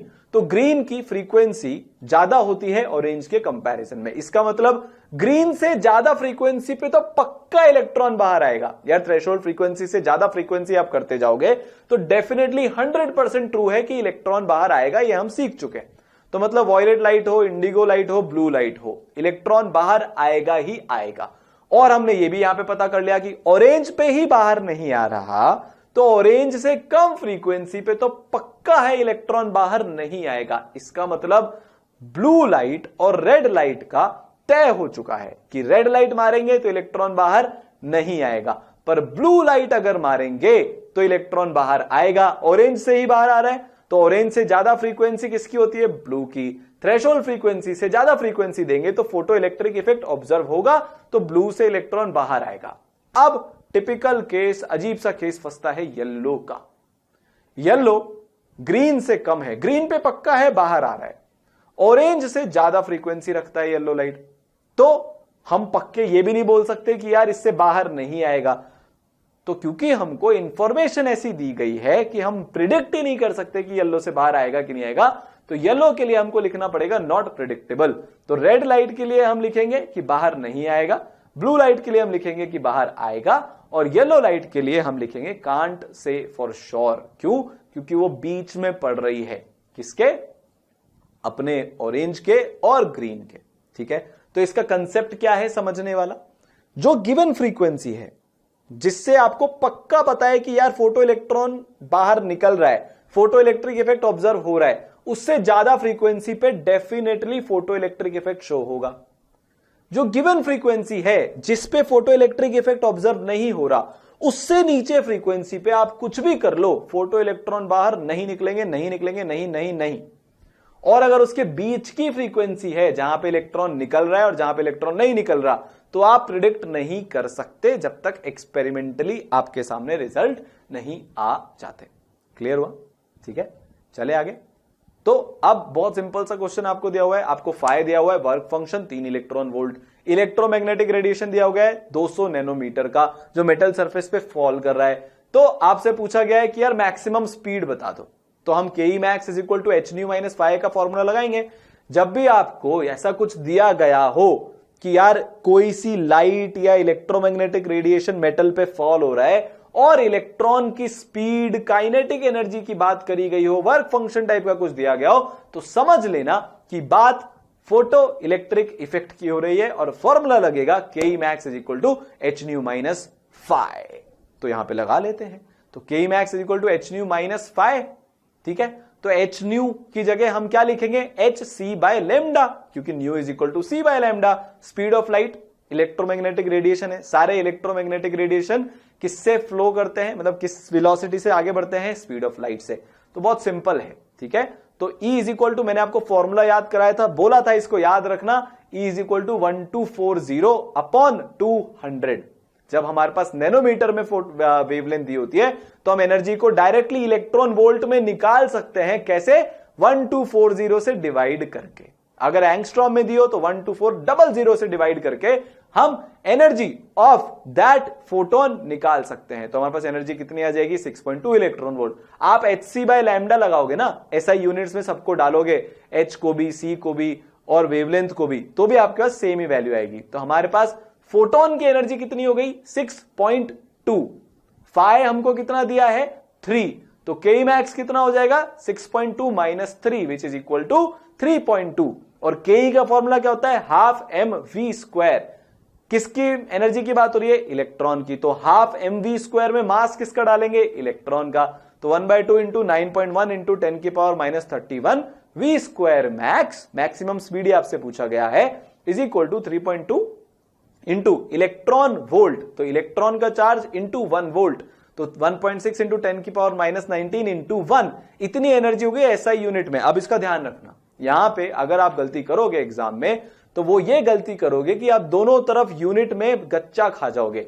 Left side में हाफ mv स्क्वायर में आप मास को SI यूनिट में रख रहे हो, तो राइट हैंड साइड में आपको एनर्जी भी जूल्स में लिखनी पड़ेगी। तो 1 electron volt is equal to 1.6 into 10 की पावर माइनस 19 जूल। इसका ध्यान रखना, वरना नंबर कटेंगे। और एक answer non SI unit calculation वाला जरूर दिया होगा। मेरे जैसे टीचर तो जरूर देते हैं, क्योंकि जो बिल्कुल ही कैलकुलेशन में ध्यान ही नहीं रखना उसके तो नंबर कटने चाहिए हैं। तो अब सिंपल सी कैलकुलेशन हो गई है, v square max is equal to इतना, तो v max is equal to 1.06 into 10 की पावर 6। तो मैक्सिमम वेलोसिटी जिसके साथ इलेक्ट्रॉन बाहर निकलेगा गिवन रेडिएशन, गिवन फ्रीक्वेंसी या गिवन वेवलेंथ पे, वो हो जाएगा 1.06 इंटू 10 की पावर 6। अब कुछ बच्चों का तो बहुत ऐसा लग रहा होगा कि सर इतनी खतरनाक कैलकुलेशन दी गई है, हम इसको कैलकुलेट कैसे करेंगे? तो यार अगर बहुत ज्यादा टिपिकल कैलकुलेशन होगी तो आपको एग्जाम में वैल्यूज दी हुई होती हैं, और अगर बहुत ज्यादा टिपिकल कैलकुलेशन नहीं हुई तो आपको थोड़ा बहुत तो कैलकुलेशन करना आना चाहिए है, ठीक है। बहुत ज्यादा टिपिकल कभी नहीं पूछा जाएगा, चीजें कट रही होंगी वैसा ही पूछा जाएगा। तो बहुत ज्यादा टेंशन मत लेना, अभी से ही बता रहा हूं, नहीं तो आप सब बाद में पूछते रहते हो कि सर ऐसी कैलकुलेशन आएगी क्या, बीपी आया होता रहता है, जबरदस्ती चिंता करते रहते हैं। वो सारे काम हमको नहीं करने, ठीक है। अगला सवाल, आयनाइजेशन एनर्जी आपको दी गई है गैसियस Na एटम्स की इतना किलो जूल पर मोल, लोएस्ट फ्रीक्वेंसी ऑफ लाइट जो आयनाइज कर देगी सोडियम के एटम को। तो जो आयनाइजेशन एनर्जी है वो किसके बराबर होती है? वो वर्क फंक्शन के बराबर होती है। अगर आपको आयनाइजेशन एनर्जी दी जाए तो आप उसको वर्क फंक्शन मान सकते हो, बट ये आयनाइजेशन एनर्जी पर मोल दी है। तो अगर आपको एक इलेक्ट्रॉन के लिए आयनाइजेशन एनर्जी निकालनी है तो आपको थोड़े बहुत कैलकुलेशंस करने पड़ेंगे। तो अपन करते हैं भाई, delta E is equal to H nu, तो nu is equal to delta E upon h, ठीक है। फाई आपको दिया है भाई, एनर्जी ऑफ फोटोन कितनी है, आपको क्या बोला गया है? लोएस्ट पॉसिबल फ्रीक्वेंसी, मतलब के E max is equal to 0। आपको क्या बोला गया? लोएस्ट पॉसिबल फ्रीक्वेंसी, मतलब जस्ट इलेक्ट्रॉन बाहर निकलना चाहिए। तो जब भी आपसे लोएस्ट पॉसिबल फ्रीक्वेंसी पूछा जाए फोटो इलेक्ट्रिक इफेक्ट के क्वेश्चन में, तो के ई मैक्स को आपको 0 पुट करना है। लोएस्ट फ्रीक्वेंसी यार कब आएगी? जब इलेक्ट्रॉन जस्ट बाहर निकल रहा है। तो प्रैक्टिकली इलेक्ट्रॉन की वेलोसिटी 0 है, तो K E max is equal to 0, तो H nu is equal to phi, ठीक है। ट्रिक क्या है इस क्वेश्चन में? डायरेक्टली फाई नहीं देकर आपको आयनाइजेशन एनर्जी दी हुई है, तो अपन निकाल लेते हैं, ठीक है। 495.5 इंटू 10 की पावर 3 जूल, ये आपको दी गई है 1 मोल Na एटम की आयनाइजेशन एनर्जी। तो अगर मेरे को एक एटम की आयनाइजेशन एनर्जी निकालनी हो तो मैं उसको 1 मोल से डिवाइड कर दूंगा। अभी नहीं भी समझ में आ रहा, मोल कंसेप्ट में समझ में आ जाएगा। तो आयनाइजेशन एनर्जी को 1 मोल मतलब Na एवोगाड्रो नंबर से डिवाइड कर देंगे, एक सिंगल एटम की हमारे पास क्या आ जाएगी? आयनाइजेशन एनर्जी आ जाएगी। तो फ्रीक्वेंसी मेरी कितनी निकलेगी? Delta E into 1/h। तो आप वैल्यूज जब पुट करोगे तो फाइनली आपके पास जो फ्रीक्वेंसी आएगी वो फ्रीक्वेंसी आएगी 1.24 इंटू 10 की पावर 15 सेकेंड इनवर्स। बहुत सिंपल सी कैलकुलेशन है, ठीक है। इसमें एक रफ कैलकुलेशन करने के लिए आप पॉइंट्स के आगे की चीजों को हटा सकते हो, 10 की पावर कट जाएगा, बाकी कैलकुलेशन हम कर सकते हैं अगर कोई वैल्यूज वगैरह नहीं दी है तो, ठीक है। क्लियर है? चले आगे, ये किया कैसे एक बार फिर से समझा देता हूं। देखो, मेरे को आयनाइजेशन एनर्जी दी गई थी पर मोल, पर मेरे को तो एक सोडियम एटम में से फोटोन निकालना है, तो मैं पर मोल का क्या करूंगा? मेरे को तो वर्क फंक्शन निकालना है, तो वर्क फंक्शन तो एक सिंगल एटम का होता है, तो वो वर्क फंक्शन में कैसे निकालूंगा? आयनाइजेशन एनर्जी को मोल से डिवाइड कर दूंगा। अगर आपसे बोला जाता ionization energy of 1 sodium atom, तो वो वर्क फंक्शन के बराबर ही हो जाता, पर यहां पे 1 मोल सोडियम एटम के आयनाइजेशन एनर्जी दी है, तो पहले हम उसको पर मोल के आयनाइजेशन एनर्जी या वर्क फंक्शन में कन्वर्ट करेंगे, तो आप उसको एवोगाड्रो नंबर से डिवाइड कर दो, ठीक है। तो जितना भी गिवन है, देखो किलो जूल में गिवन है, पहले उसको जूल में लेके आओ, सब कुछ ऐसा यूनिट में होना चाहिए। तो किलो जूल से जूल में लाने के लिए 10 की पावर 3 से अपन ने मल्टीप्लाई किया, उसको डिवाइड कर दिया एवोगाड्रो नंबर से इंटू 1/h। सिंपल सी कैलकुलेशन आप कर सकते हैं, ठीक है।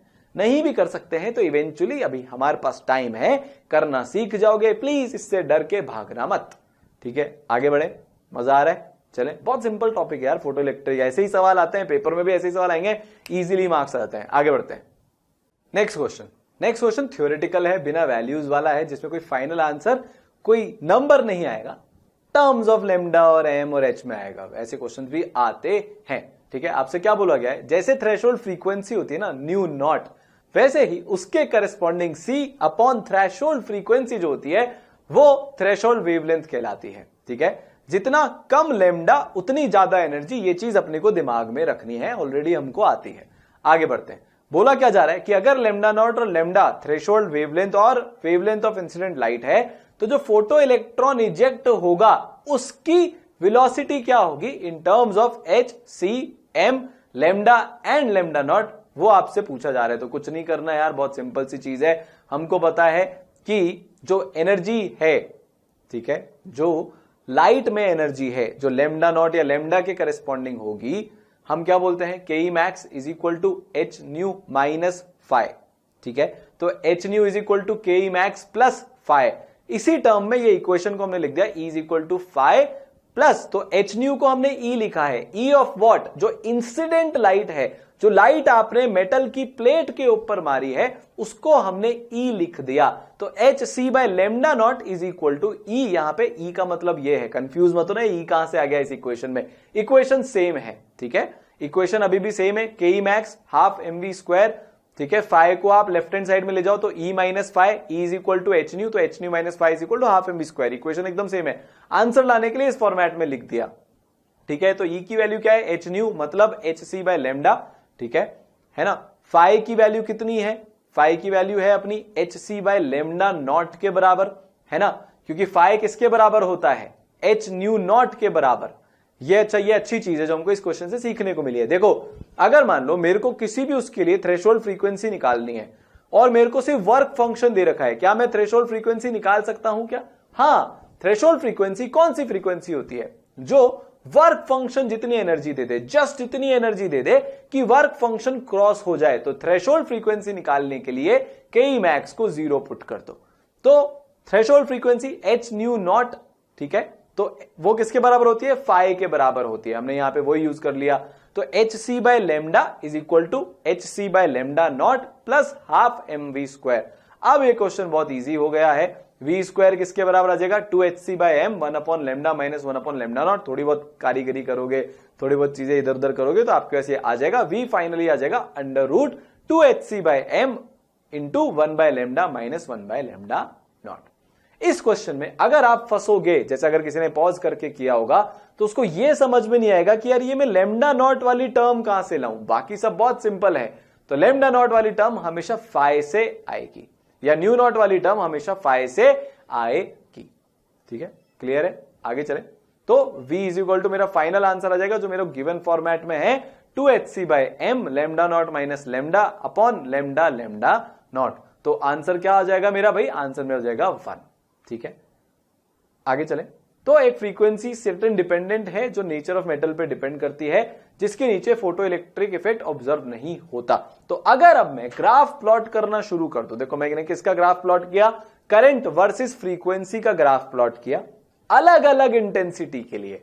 तो एक बात तो हमको अभी यह समझनी है, एक बार आप I1 और I2 के ग्राफ को इग्नोर करो और सिर्फ करंट वर्सेस फ्रीक्वेंसी का ग्राफ देखो एट अ गिवन इंटेंसिटी, सिर्फ I3 वाले ग्राफ पे फोकस करो, तो ग्राफ का शेप कुछ ऐसा आता है। इनिशियली जैसे जैसे मैं फ्रीक्वेंसी बढ़ा रहा हूं गिवन इंटेंसिटी पर, करंट बढ़ रहा है, धीरे धीरे करंट बढ़ना कम हो गया और एक पॉइंट पे जाके करंट बढ़ना बंद हो गया। तो ये ग्राफ आपके दिमाग में होना चाहिए है। ऐसा हम समझेंगे कि ऐसा क्यों हो रहा है, इसको सैचुरेशन करंट बोला जाता है। थोड़ी सी देर में समझते हैं, अभी स्टेप बाय स्टेप चलते हैं। पहले हम ये समझते हैं कि यार ग्राफ कैसा आता है। तो ग्राफ आपके सामने है, I3 वाले ग्राफ पे आप फोकस करो। शुरुआत में देखो, इनिशियली अगर आप 0 से फ्रीक्वेंसी बढ़ाना शुरू करते हो तो फ्रीक्वेंसी नॉट थ्रेशोल्ड फ्रीक्वेंसी तक 0 करंट आएगा। क्यों सर? क्योंकि यार इलेक्ट्रॉन ही नहीं निकल रहे तो करंट आएगा ही नहीं। करंट ऑब्जर्व होना कब से शुरू होगा, जब से इलेक्ट्रॉन्स निकलना शुरू होंगे। तो जैसे जैसे फ्रीक्वेंसी बढ़ाते जाओगे थ्रेशोल्ड फ्रीक्वेंसी के बाद, तो जितने इलेक्ट्रॉन्स निकल रहे हैं उन सब की एनर्जी बढ़नी शुरू हो जाएगी, तो करंट भी बढ़ना शुरू हो जाएगा। क्यों? क्योंकि current is equal to Q by T. Current किसके बराबर होता है, क्यू बाय टी के बराबर होता है, चार्ज अपॉन टाइम। और जैसे जैसे आप फ्रीक्वेंसी बढ़ा रहे हो तो हर इलेक्ट्रॉन की काइनेटिक एनर्जी बढ़ा रहे हो। तो हमने क्या देखा था फोटो इलेक्ट्रिक इफेक्ट में, दो प्लेट के बीच का डिस्टेंस कवर करना होता है इलेक्ट्रॉन को। तो अगर आपने इलेक्ट्रॉन की वेलोसिटी बढ़ा दी तो इलेक्ट्रॉन जल्दी पहुंच जाएगा। तो Q की वैल्यू तो सेम है बट T की वैल्यू कम हो गई। तो Q बाय T है, T की वैल्यू कम हो रही है, तो धीरे धीरे धीरे धीरे करंट बढ़ेगा। ये बात आपको यहां तक समझ में आई। तो ये ग्राफ में भी ऐसा हो रहा है कि जैसे जैसे फ्रीक्वेंसी बढ़ा रहे हैं करंट बढ़ रहा है। ये अलग बात है कि एक पॉइंट पे जाके कांस्टेंट हो रहा है, उसको बाद में समझेंगे, बट इनिशियली करंट क्यों बढ़ रहा है ये आपको समझ में आया? बिल्कुल आ गया सर, बहुत सिंपल है। इलेक्ट्रॉन की वेलोसिटी बढ़ रही है तो वो जो डिस्टेंस है उसको कम टाइम में कवर करेगा, तो टाइम की वैल्यू कम होती जा रही है डिनोमिनेटर में से, तो ओवरऑल करंट बढ़ता जाएगा। अब हम समझते हैं कि यार I1, I2, I3 में अलग अलग ग्राफ क्यों आ रहे हैं। सबसे पहले मैं आपको यह बता दूं कि I1 is more than I2 is more than I3। जब हम बोलते हैं लाइट की इंटेंसिटी, फोटो इलेक्ट्रिक इफेक्ट की जब हम बात करें तो हमारा क्या मतलब होता है? सर आपने बताया था कि intensity is directly proportional to number of photons. इसका मतलब जब हम इंटेंसिटी बढ़ा रहे हैं तो नंबर ऑफ फोटॉन्स बढ़ रहे हैं। वापस से बोलता हूं, ध्यान से सुनना, कान खोल के सुनो, हाँ या ना तो बोल, सोना मत। जैसे जैसे इंटेंसिटी बढ़ रही है नंबर ऑफ फोटॉन्स बढ़ रहे हैं, इंटेंसिटी बढ़ रही है फोटॉन्स बढ़ रहे हैं, इंटेंसिटी बढ़ रही है फोटॉन्स बढ़ रहे हैं, इंटेंसिटी बढ़ रही है फोटॉन्स बढ़ रहे हैं। इसका मतलब जो I1 वाला ग्राफ है उसमें फोटॉन्स ज्यादा हैं, I2 वाले में थोड़े कम है, I3 वाले में थोड़े और कम है। फ्रीक्वेंसी सब में सेम है, फ्रीक्वेंसी हम सेम तरीके से वैरी कर रहे हैं, but at any given frequency I1 का करंट I2 से ज्यादा है, I2 का करंट I3 से ज्यादा है। ये आपको साफ साफ दिख रहा है। अगर मैं एक लाइन ड्रॉ करूं कोई भी एक गिवन फ्रीक्वेंसी न्यू पर, तो आप देखोगे कि उस लाइन में इस तरीके से क्या हो रहा है भैया, I1 का करंट मैक्सिमम आ रहा है, I2 का करंट उससे कम आ रहा है, I3 का करंट उससे कम आ रहा है। तो हमको यह बात समझ में आ रही है कि जैसे जैसे इंटेंसिटी बढ़ाएंगे करंट बढ़ेगा। तो सबसे पहला की पॉइंट जो आपको अपनी कॉपी में लिखना है वो यह है कि फोटो इलेक्ट्रिक करंट बढ़ता है जब इंटेंसिटी बढ़ती है। अभी इसका क्यों पे भी जाएंगे, देखो ई सरल में हर चीज का एक्सप्लेनेशन, हर चीज का लॉजिक मिलेगा, पर पहले लिख के अपने दिमाग में डाल लें, फिर समझेंगे तो आनंद आएगा। ठीक है, तो हमने क्या सीखा कि जैसे जैसे इंटेंसिटी बढ़ा रहे हैं वैसे वैसे करंट बढ़ रहा है। इंटेंसिटी बढ़ाने पर करंट बढ़ता है, इंटेंसिटी बढ़ाने पर करंट बढ़ता है, बढ़ रहा है, दिख रहा है। अब ऐसा क्यों हो रहा है बताओ जरा, आ जाओ मैदान में। अब तो समझो ना, इंटेंसिटी बढ़ाई, नंबर ऑफ फोटॉन्स बढ़ाए, नंबर ऑफ फोटॉन्स बढ़ाए तो वो ज्यादा इलेक्ट्रॉन्स को हिट करेंगे। सर बहुत नेचुरल सी बात है, सिंपल बात है, सही बोल रहे हो आप। जैसे जैसे जैसे जैसे जैसे जैसे जैसे जैसे जैसे जैसे जैसे जैसे जैसे जैसे मैं नंबर ऑफ फोटॉन्स बढ़ा रहा हूं तो वो ज्यादा फोटॉन्स ज्यादा इलेक्ट्रॉन्स को हिट करेंगे, तो ज्यादा इलेक्ट्रॉन्स मेटल को छोड़ के बाहर निकलेंगे, मतलब ज्यादा चार्ज बाहर निकल रहा है। यार जितने इलेक्ट्रॉन्स उन पे उतना ही चार्ज, तो जितने ज्यादा इलेक्ट्रॉन बाहर निकलेंगे उतना ही ज्यादा चार्ज बाहर निकलेगा कि नहीं निकलेगा? सर निकलेगा। तो Q बाय T, तो क्या Q की वैल्यू बढ़ गई? क्या बढ़ गई? तो Q की वैल्यू बढ़ेगी तो Q बाय T की वैल्यू भी बढ़ेगी क्या? क्योंकि T तो दोनों के लिए सेम है, क्योंकि सबकी काइनेटिक एनर्जी तो बराबर है, क्योंकि वो तो सिर्फ फ्रीक्वेंसी पे डिपेंड करती है। तो इसका मतलब इंटेंसिटी बढ़ाने पर ओवरऑल चार्ज की वैल्यू बढ़ जाती है। टाइम की वैल्यू उतनी है पर चार्ज की वैल्यू बढ़ गई, न्यूमरेटर बढ़ गया। तो न्यूमरेटर अगर बढ़ेगा तो ओवरऑल क्वांटिटी भी बढ़ेगी। तो इसीलिए इंटेंसिटी बढ़ाने से नंबर ऑफ फोटॉन्स बढ़ते हैं, नंबर ऑफ फोटॉन्स बढ़ने से नंबर ऑफ इलेक्ट्रॉन्स जो बाहर आ रहे हैं, फोटो इलेक्ट्रॉन्स, उनकी संख्या बढ़ जाती है, जिसके कारण चार्ज बढ़ जाता है, जिसके कारण Q बाय T मतलब करंट बढ़ जाता है, और वो ही आपको यहां पे दिख रहा है। तो समझ में आई? तो जब I1 greater than I2 greater than I3 तो फोटो करंट भी IP1 greater than IP2 greater than IP3। ये पहला है जहां से सवाल आता है, क्वांटिटेटिवली याद कर लिया, क्वालिटेटिवली समझ लिया। आगे चलें, बिल्कुल आई बात समझ में, बहुत सिंपल है। तो चलो आगे बढ़ते हैं, और अब दो बहुत मजेदार और लास्ट कॉन्सेप्ट्स हम फोटो इलेक्ट्रिक इफेक्ट के पढ़ने वाले हैं। तो जो पहला इफेक्ट है, पहला इफेक्ट तो नहीं मतलब हाँ, इसके एप्लीकेशंस आप समझ लो या इसकी अच्छी चीजें समझ लो, उसको हम बोलते हैं स्टॉपिंग पोटेंशियल। ठीक है, हम एक ऐसे पोटेंशियल की बात करने वाले हैं जो किसी को स्टॉप करने वाला है, रोकने वाला है कि ए थांबा, रुक जा भैया। किसको रोकने वाला है, क्या रोकने वाला है, चलिए समझते हैं। ठीक है, 10वीं कक्षा में पोटेंशियल वगैरह शब्द शायद आपने सुने होंगे। ठीक है, तो शुरू करें। देखो हमने क्या देखा कि जब हम लाइट मारते हैं इस तरीके से, जब एक फोटोन आता है मेटल प्लेट को स्ट्राइक करता है तो इलेक्ट्रॉन निकल के सामने वाली प्लेट पे जाता है। ये हम सबको पता है। वापस से अपन इसको देख लेते हैं। ये आया फोटोन, इलेक्ट्रॉन सामने गया। अब जो राइट हैंड साइड वाली प्लेट है, जनरली उस प्लेट पर हम एक पॉजिटिव चार्ज रखते हैं, कुछ इस तरीके से, अभी आपको दिखाता हूं, ठीक है। उस पर हम ऐसे पॉजिटिव चार्ज रखते हैं, और जो लेफ्ट हैंड साइड वाली प्लेट है उस पर हम एक नेगेटिव चार्ज रखते हैं। इससे होता क्या है कि अब जो फोटो इलेक्ट्रॉन निकलेगा उसकी निकलने के बाद स्पीड बढ़ेगी। भाई वो Ke मैक्स के साथ निकला, उसके बाद वो और तेजी से सामने वाली प्लेट की तरफ जाएगा, क्योंकि सामने एक पॉजिटिव चार्ज है जो उसको अट्रैक्ट कर रहा है, जो उसको क्या कर रहा है, जो उसको अट्रैक्ट कर रहा है। तो अगर हम राइट हैंड साइड वाली प्लेट पर पॉजिटिव चार्ज लगा दें, लेफ्ट हैंड साइड वाली प्लेट पर नेगेटिव चार्ज लगा दें, तो इलेक्ट्रॉन जल्दी जाएगा। ध्यान से नोटिस करना, ये फोटोन आया, इलेक्ट्रॉन इस बार तेजी से भाग के चला गया, क्योंकि सामने से अट्रैक्टिव फोर्स है। यार सामने पॉजिटिव है, पीछे नेगेटिव है, आपको पता है नेगेटिव और पॉजिटिव में प्यार मोहब्बत कितना है, बहुत ज्यादा है, बहुत बहुत बहुत बहुत बहुत ज्यादा है।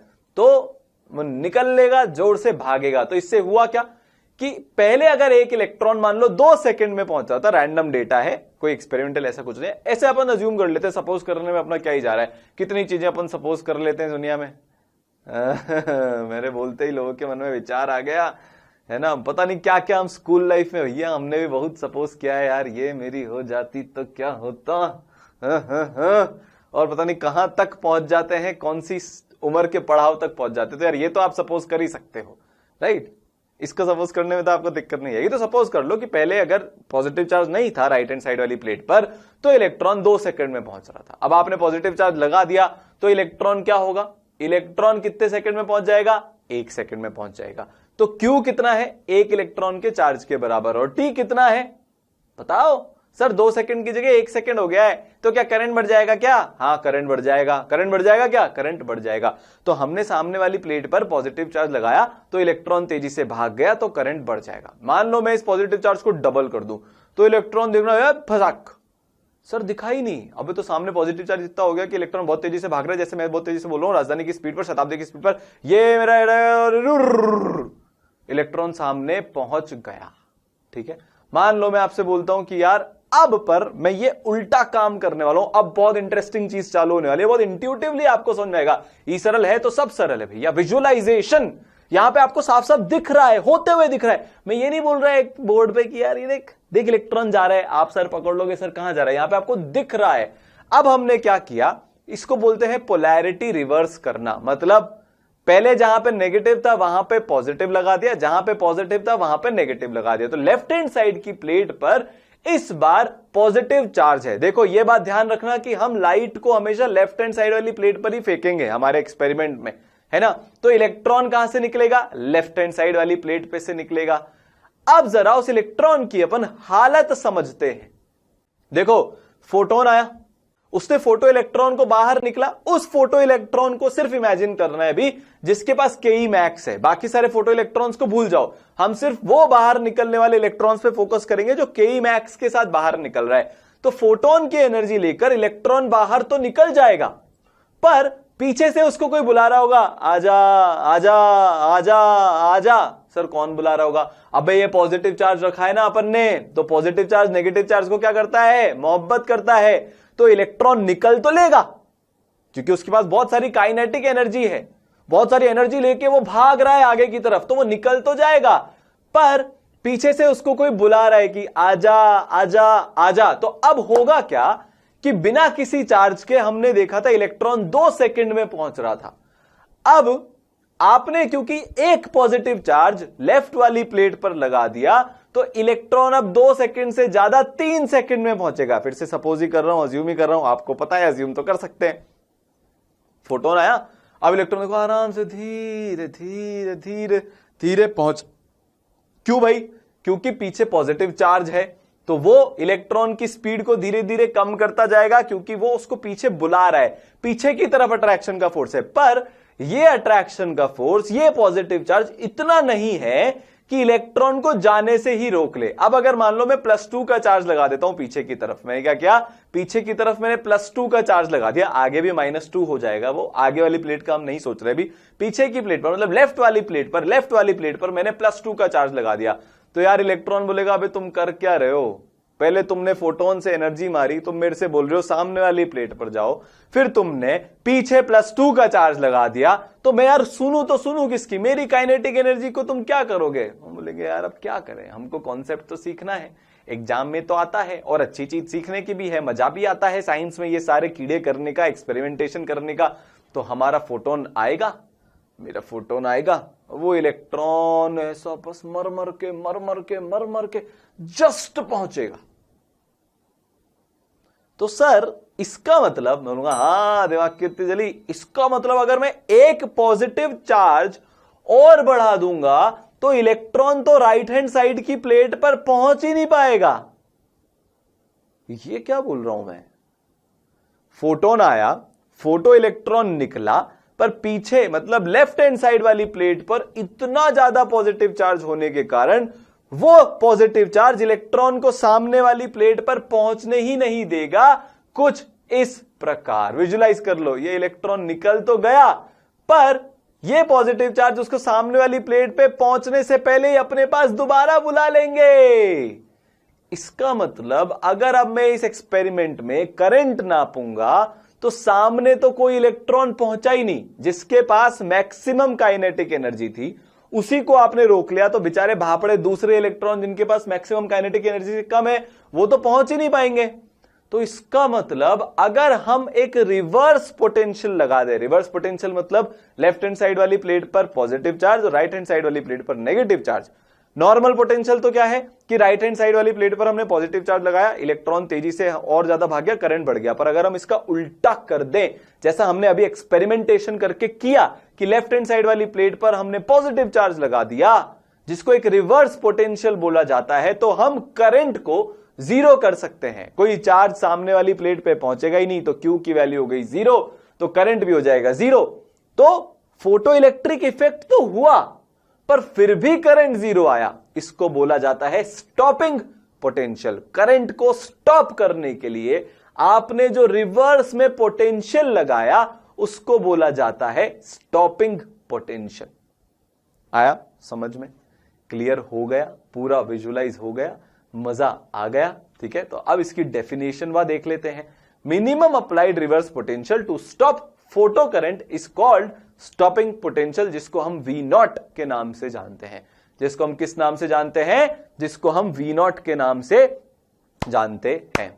मजा आया, समझ में आ गया, पक्का। अच्छा सर यहां पे मिनिमम वर्ड क्यों यूज किया है, क्योंकि यार हमको वो ही पोटेंशियल देखना है जो जस्ट जिसको लगाने से करंट 0 जाए। आप उससे ज्यादा पोटेंशियल लगाओगे तो ऑब्वियसली बात है इलेक्ट्रॉन तो वापस पीछे लौट के आ ही जाएगा। मिनिमम की बात हो रही है, मिनिमम से मिनिमम हम कितना रिवर्स पोटेंशियल लगाएं कि फोटो करंट 0 हो जाए, उसको बोला जाता है स्टॉपिंग पोटेंशियल। बस अब समझ में आ गया। अब सारी जो टेक्निकल चीजें हैं, ग्राफ वगैरह, वो अपन आराम से कर सकते हैं। देखो ये हमने potential difference versus photo electric current का ग्राफ बनाया है। जो राइट हैंड साइड वाला ग्राफ है, आई की जो वर्टिकल लाइन है उसके जो राइट हैंड साइड वाला ग्राफ है, वो तो वो वाला ग्राफ है कि अगर हमने पॉजिटिव पोलैरिटी लगा रखी है, मतलब राइट हैंड साइड वाली प्लेट पर positive charge, left hand side वाली प्लेट पर नेगेटिव चार्ज, तो इसमें क्या होगा कि जैसे जैसे आप पोटेंशियल बढ़ाओगे करंट बढ़ता जाएगा, एक पॉइंट पे जाके सैचुरेट हो जाएगा। इसको जस्ट हम अगली बार पढ़ेंगे सैचुरेशन करंट को।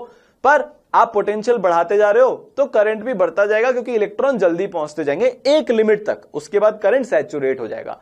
हमारे लिए यहां पे जो हमने शुरुआत में ही समझ लिया था, ये जो हमारे लिए यहां पे इंटरेस्टिंग चीज है वो है वर्टिकल लाइन से लेफ्ट हैंड साइड वाला ग्राफ। आप अगर यहां पे ध्यान से देखोगे, आप अगर यहां पे ध्यान से देखोगे ना, तो आपको ध्यान से देखने पर एक चीज दिखेगी, एक चीज आपको ऑब्जर्व होगी ध्यान से देखने पर, कि लेफ्ट हैंड साइड में एक ऐसा पॉइंट है जिसपे करंट 0 हो जा रहा है। तो ग्राफिकली अगर आपको निकालना हो तो ये वाला पॉइंट हमारा V0 से जिसको हमने मार्क किया हुआ है, ये हमारा स्टॉपिंग पोटेंशियल का पॉइंट है। ठीक है, आई बात समझ में। तो स्टॉपिंग पोटेंशियल मतलब potential difference versus photo electric current का ग्राफ ऐसा दिखता है, इंपॉर्टेंट ग्राफ है। ठीक है, आई बात समझ में। इसमें आपको एक पॉइंट मिलता है जहां पे करंट 0 है, उस पॉइंट को स्टॉपिंग पोटेंशियल मिलता है, बोला जाता है। ये क्वांटिटेटिवली हमने समझ लिया और क्वालिटेटिवली हम पहले ही समझ चुके हैं। तो स्टॉपिंग पोटेंशियल का फंडा क्लियर हुआ क्या आपको, पक्का है? आगे चले, श्योर। अब सर अगर मान लो हमको मैथमेटिकली निकालना हो कि स्टॉपिंग पोटेंशियल किसके बराबर होगा, तो क्या हम कैलकुलेट कर सकते हैं क्या, हमसे अगर पूछा गया तो, और अगर हां तो कैसे? तो देखो यार, बहुत सिंपल सी चीज है कि ये वाली इक्वेशन आपके काम आने वाली है। अब मेरी बात जरा ध्यान से समझना, जिनको अभी इलेक्ट्रोस्टैटिक्स वगैरह का नहीं पता, आगे का जिन्होंने नहीं पढ़ा या 10th में जिनको नहीं पढ़ाया गया, उनके लिए बताता हूं कि जब भी हम किसी क्यू चार्ज को वी पोटेंशियल के अक्रॉस एक्सेलरेट करवाते हैं तो जो एनर्जी आ जाती है उस चार्ज के पास वो होती है Q इंटू वी। हमने इस एक्सपेरिमेंट में हमारे इलेक्ट्रॉन को, जिसके ऊपर E का चार्ज होता है, दोनों प्लेट के बीच में हमने V0 पोटेंशियल लगाया था।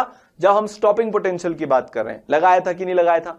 सर लगाया था। दो प्लेट के बीच में हमेशा पोटेंशियल लगता है, कोई बात नहीं है, फिजिक्स में बहुत डिटेल में होगा, अभी जस्ट मैं जो बोल रहा हूं उसको मान लो मेरी बात, और ये फॉर्मूला को याद कर लेना, ठीक है।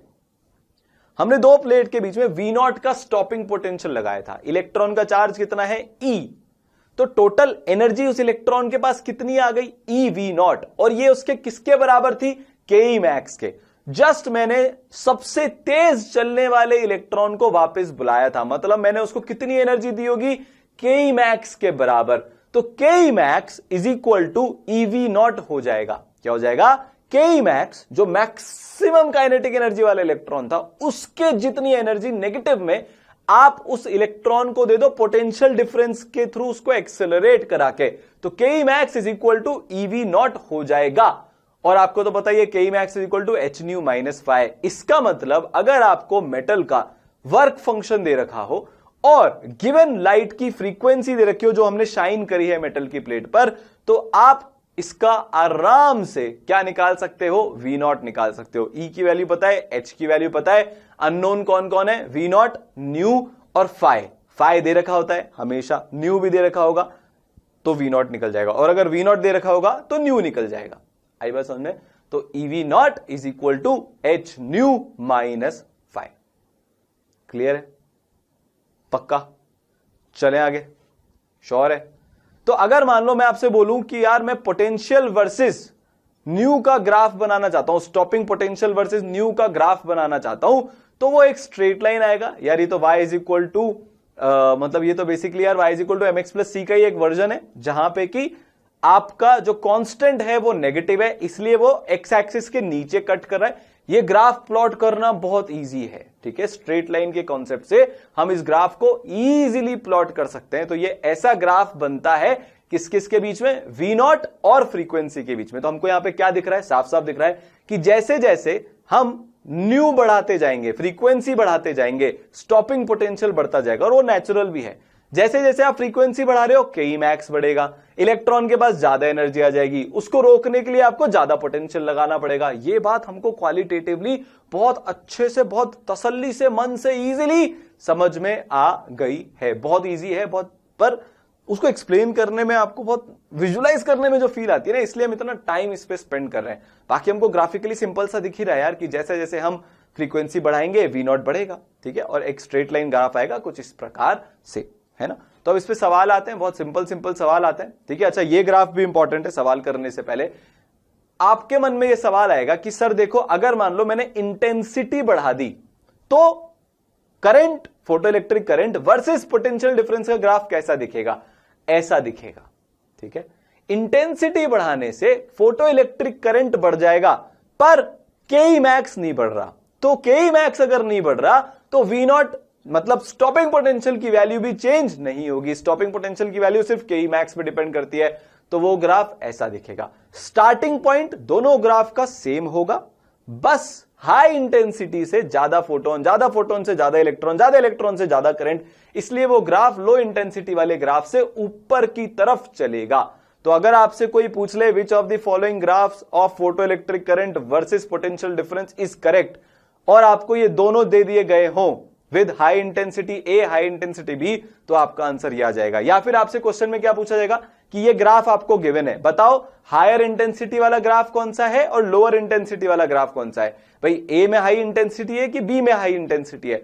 तो आपको पता है कि हायर इंटेंसिटी वाला ग्राफ I वर्सेस V का वो ऊपर रहता है और लोअर इंटेंसिटी वाला ग्राफ नीचे रहता है। क्लियर है? ये भी बड़ा सिंपल सा ग्राफ है, कुछ नहीं है। ये सारे ग्राफ आपकी कॉपी में नोट डाउन होने चाहिए हैं। ग्राफ से क्वेश्चंस बनते हैं। क्वेश्चन क्या बोल रहा है हमसे बहुत सिंपल सा क्वेश्चन है, मैं ही आपको ये करा देता हूं। एक फोटोन है जिसकी वेवलेंथ 3000 एंगस्ट्रॉम है, वो मेटल सरफेस को स्ट्राइक करती है। वर्क फंक्शन दिया हुआ है मेटल का 2.20 इलेक्ट्रॉन वोल्ट। फोटोन की एनर्जी आपसे पूछी गई है, वो हम बहुत इजीली निकाल सकते हैं। इलेक्ट्रॉन वोल्ट में 12400 से हम इसको डिवाइड कर देंगे। मैक्सिमम काइनेटिक एनर्जी के मैक्स, तो h न्यू माइनस फाइ हम कर देंगे, ठीक है। Energy of the photon electron volt में आ जाएगी, उसमें से वर्क फंक्शन को घटा देना, के मैक्स आ जाएगा। वेलोसिटी ऑफ फोटो इलेक्ट्रॉन, तो K max is equal to half mv², उससे वेलोसिटी आ जाएगी। और स्टॉपिंग पोटेंशियल भी के मैक्स के बराबर होगा। तो बहुत सिंपल सा क्वेश्चन है। एनर्जी ऑफ द फोटोन कितना हो जाएगा, 12400 डिवाइडेड बाय 3000। ये फॉर्मूला बार बार आ रहा है, आपको दिख रहा होगा। ये कितना कितना कितना कितना ज्यादा इंपॉर्टेंट है, इसको दिमाग में रखना है। तो 4.152 इलेक्ट्रॉन वोल्ट।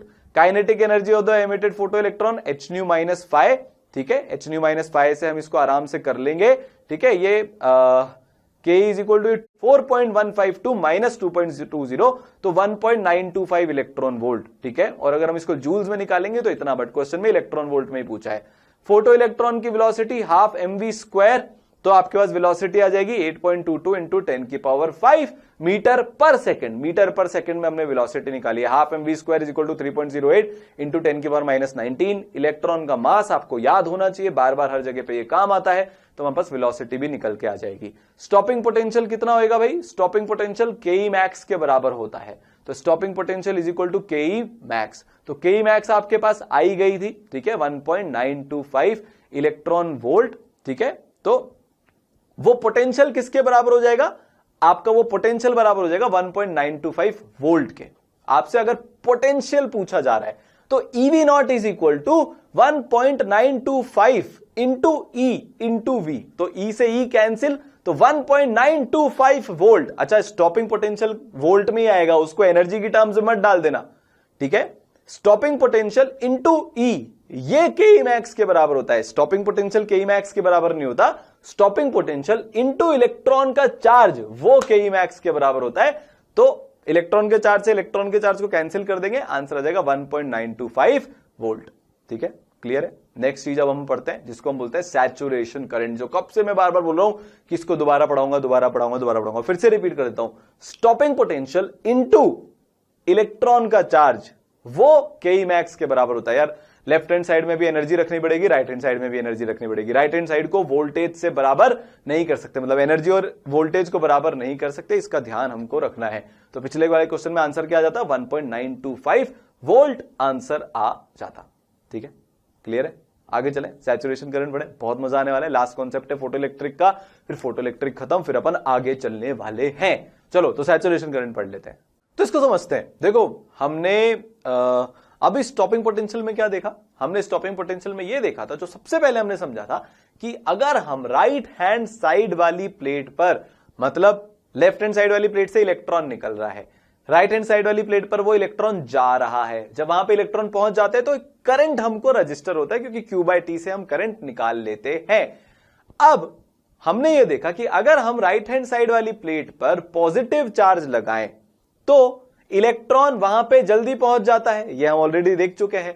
तो T कम हो जाता है, Q/T, तो हमने इलेक्ट्रॉन को जल्दी पहुंचा दिया, 2 सेकंड की जगह 1 सेकंड में पहुंचा दिया, तो क्या हो गया, तो हमारा करंट बढ़ जाता है।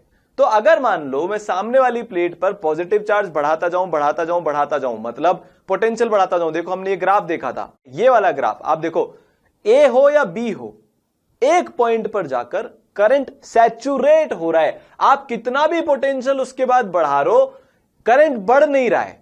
इनिशियली V बढ़ाने पर करंट बढ़ रहा है, V बढ़ाने पर I बढ़ रहा है, पर एक पॉइंट के बाद आप कितना भी पोटेंशियल बढ़ा लो, करंट नहीं बढ़ रहा है। तो ये जो करंट है, जो कांस्टेंट हो गया है एक पर्टिकुलर पोटेंशियल के बाद, उसको सैचुरेशन करंट बोला जाता है। अब ये सैचुरेशन करंट आ क्यों रहा है, ये हमको क्वालिटेटिवली समझना है, उसको हम क्वालिटेटिवली समझते हैं। देखो, ये वापस से मैंने V वर्सेस I का ग्राफ बनाया है, ये ग्राफ ऐसा दिखता है। आप यहां पे देखोगे इंटेंसिटी वेरी करने पर करंट बढ़ रहा है, वो हमको समझ में आ रहा है, पर हर एक सिंगल ग्राफ एक पॉइंट पर जाकर करंट के रिस्पेक्ट में कांस्टेंट हो रहा है, मतलब करंट का सैचुरेशन आता जा रहा है।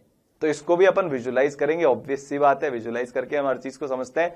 देखो, ये मेरे 2 इलेक्ट्रॉन यहां पहुंच गए, लेट्स से कि एक इलेक्ट्रॉन 1 सेकंड में पहुंचा, दूसरा इलेक्ट्रॉन 2 सेकंड में पहुंचा, तो टोटल करंट कितना आ गया, 1 इलेक्ट्रॉन पर सेकंड का करंट आ गया, क्योंकि 2 सेकंड में 2 इलेक्ट्रॉन पहुंचे। चलो आगे बढ़ते हैं। अब हम पोटेंशियल बढ़ाने वाले हैं, मतलब सामने वाली प्लेट पर हमने पॉजिटिव चार्ज लगा दिया, तो इलेक्ट्रॉन अब जल्दी पहुंच जाएंगे। एक इलेक्ट्रॉन आधे सेकंड में पहुंच गया, दूसरा इलेक्ट्रॉन 1 सेकंड में पहुंच गया। तो 1 सेकंड में कितने इलेक्ट्रॉन पहुंचे सर, 2 इलेक्ट्रॉन पहुंचे। तो करंट कितने का हो गया, 2 इलेक्ट्रॉन पर सेकंड का हो गया। अब हम क्या करते हैं साहब, हम और ज्यादा पोटेंशियल बढ़ा देते हैं। भाई इंटेंसिटी हमारे पास इतनी है, इतने ही फोटोन है कि 2 इलेक्ट्रॉन निकल पाए, सेम इंटेंसिटी पे हम पोटेंशियल बढ़ाते जा रहे हैं। तो अब 1 इलेक्ट्रॉन तो 1/4 सेकंड में पहुंच गया, 1 इलेक्ट्रॉन आधे सेकंड में पहुंच गया। तो 1 सेकंड में कितने इलेक्ट्रॉन पहुंचे, 2 ही पहुंचे। तो 2 इलेक्ट्रॉन पर सेकंड का ही करंट आया। आपको फील आई क्या हुआ? वापस चलें, इसको वापस देखना चाहोगे कि हुआ क्या? अब ध्यान से सुनना, हमने सेटअप क्या किया कि इनिशियली हमने कुछ भी positive charge right hand side वाली प्लेट पर नहीं लगा रखा था।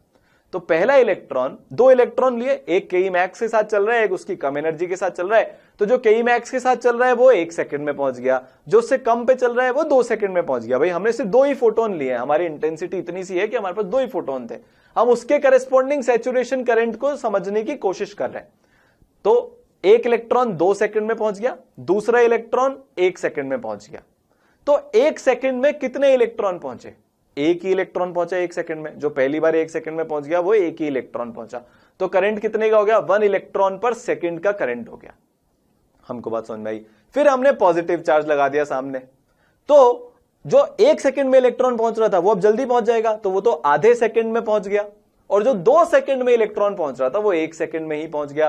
तो 1 सेकंड में कितने इलेक्ट्रॉन पहुंचे, भाई दोनों इलेक्ट्रॉन्स पहुंच गए। जो 1 सेकंड में पहुंचा और जो आधे सेकंड में पहुंचा, दोनों ही तो 1 सेकंड में पहुंच गए।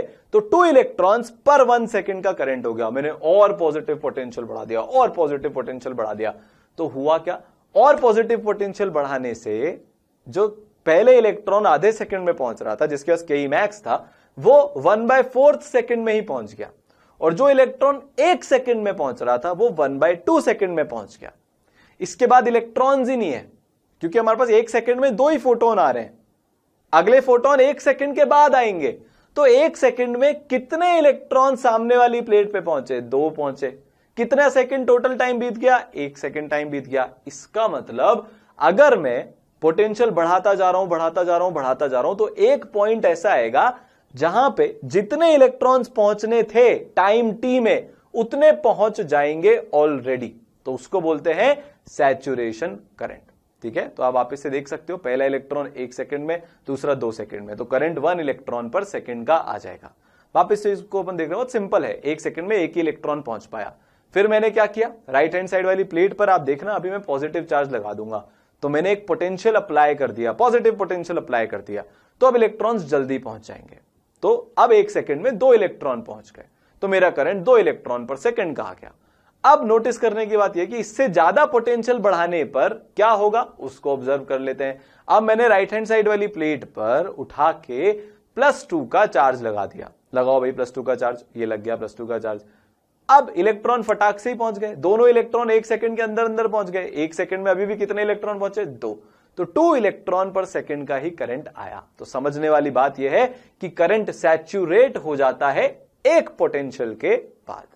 ठीक है, इसका कोई फॉर्मूला वगैरह नहीं है, इसकी कैलकुलेशन वगैरह नहीं होती है, सिर्फ हमको यह समझ में आना चाहिए सैचुरेशन करंट क्या है और इसका ग्राफ कैसा है। वापस यहां पे भी इस ग्राफ में जो ऊपर है ग्राफ, उसकी इंटेंसिटी ज्यादा है।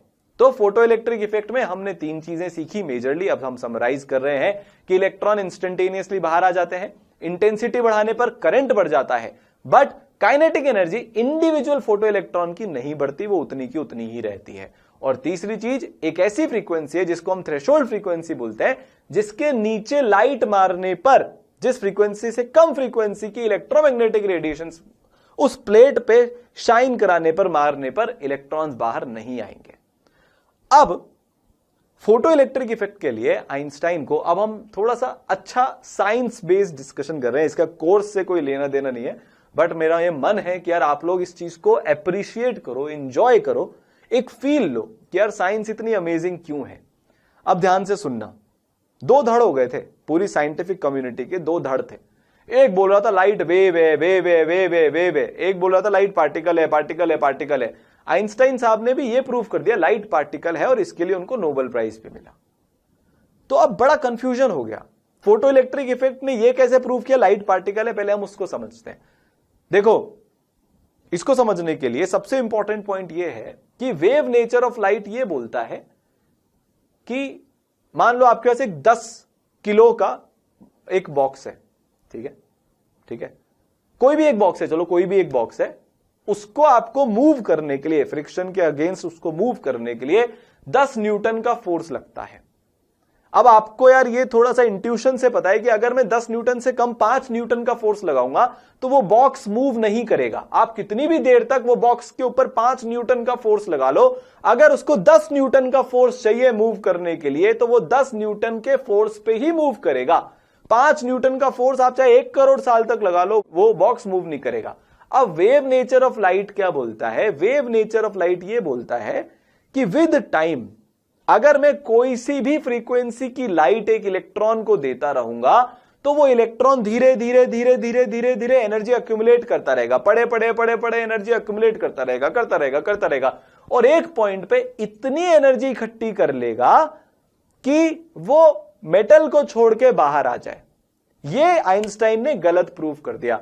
आइंस्टाइन ने बोला कि अगर वेव नेचर सही होता लाइट का तो आप कोई सी भी फ्रीक्वेंसी की लाइट उस मेटल की प्लेट पर मार दो, इलेक्ट्रॉन्स कभी ना कभी तो बाहर आ ही जाएंगे, 1 दिन में, 2 दिन में, 1 घंटे में, 2 घंटे में। पर ऐसा कुछ भी नहीं हुआ। इसका मतलब एक पार्टिकल आया, उसके पास उतनी एनर्जी थी, मिनिमम एनर्जी से ज्यादा, थ्रेशोल्ड फ्रीक्वेंसी से ज्यादा फ्रीक्वेंसी पे एक फोटोन आया, वो ही बाहर निकाल सकता है। तो आइंस्टाइन ने बोला पॉइंट नंबर 1 और पॉइंट नंबर 3 के बेसिस पे कि भैया आप गलत सोच रहे हो। एक तो इलेक्ट्रॉन इंस्टेंटेनियसली बाहर आ रहे हैं, इंस्टेंटेनियसली बाहर आ रहे हैं मतलब कि वो लाइट को खा नहीं रहे, वो धीरे धीरे धीरे धीरे वेव नेचर के बेसिस पे लाइट को, एनर्जी को एब्जॉर्ब नहीं कर रहे हैं। उनके पास एक मिनिमम फ्रीक्वेंसी से ज्यादा फ्रीक्वेंसी का फोटोन आया, तुरंत उसने इलेक्ट्रॉन को बाहर निकाल दिया।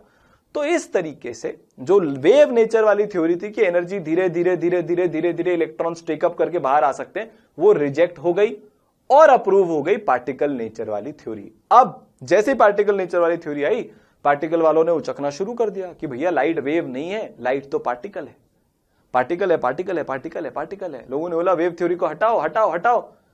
फिर वो एक प्रॉब्लम हो गई, डिफ्रैक्शन और इंटरफेरेंस। ये 2 प्रॉपर्टीज ऐसी होती हैं लाइट की जो पार्टिकल नेचर से प्रूव नहीं हो पाती, ये सिर्फ और सिर्फ वेव नेचर से प्रूव हो सकती है। तो समझदार लोग इकट्ठा हुए, उन्होंने बोला यार ये ह्यूमन बीइंग्स जो है ना, इंसान आपके और मेरे जैसे, इनको ऐसा लगता है कि या तो ये हो सकता है या ये हो सकता है, दोनों एक साथ नहीं हो सकते हैं, या तो यस होगा या नो होगा, दोनों एक साथ नहीं होंगे। बट नेचर को ऐसा नहीं लगता। तो सबने मिलके ये डिसाइड किया, जो बहुत इंपॉर्टेंट स्टेटमेंट है, कि लाइट का डुअल नेचर होता है। वो पार्टिकल नेचर भी रखती है और वेव नेचर भी रखती है। जब जैसा फिनोमिना सामने आता है उसके अकॉर्डिंग लाइट अपना नेचर बदल लेती है। तो अगर आप फोटो इलेक्ट्रिक इफेक्ट कर रहे हो तो आप पार्टिकल नेचर के हो जाते हैं, अगर आपके सामने डिफ्रैक्शन इंटरफेरेंस करने का मौका है तो आप वेव नेचर के हो जाते हैं। तो यह बात हमको समझ में आ गई कि लाइट जो है उसका वेव नेचर भी है और पार्टिकल नेचर भी है। फोटो इलेक्ट्रिक इफेक्ट हमने सीखा, लाइट का डुअल नेचर हमने सीखा। अब लाइट के डुअल नेचर आने से साइंटिफिक कम्युनिटी में जो भगदड़ मची, और इसके आगे जो हमारा फाइनल मॉडल ऑफ एटम जो हमको सीखना है, जो अभी तक भी चलता आ रहा है, ये एक स्टेटमेंट से उसका मतलब बोलते हैं उसका इन्वेंशन कैसे हुआ, उसकी डिस्कवरी कैसे हुई, ये अब हम पढ़ेंगे। तो अगले लेक्चर में हम डी ब्रॉगली का हाइपोथेसिस और हाइजेनबर्ग का अनसर्टेनिटी प्रिंसिपल पढ़ेंगे, जो एकदम अमेजिंग है। ठीक है, तो ऐसे ही हंसते रहिए, पढ़ते रहिए, और हां एक बात और कि अपने पथ पर चलता जाऊंगा, चलने में माहिर बन जाऊंगा, या तो मंजिल मिल जाएगी या एक अच्छा मुसाफिर बन जाऊंगा। तो सिर्फ पढ़ना है, दिल लगा के पढ़ना है, टेस्ट में मार्क्स आए नहीं आए पढ़ना है। ठीक है, क्वेश्चंस एक बार में नहीं बने तो भी पढ़ना है। ठीक है, मचाते रहो।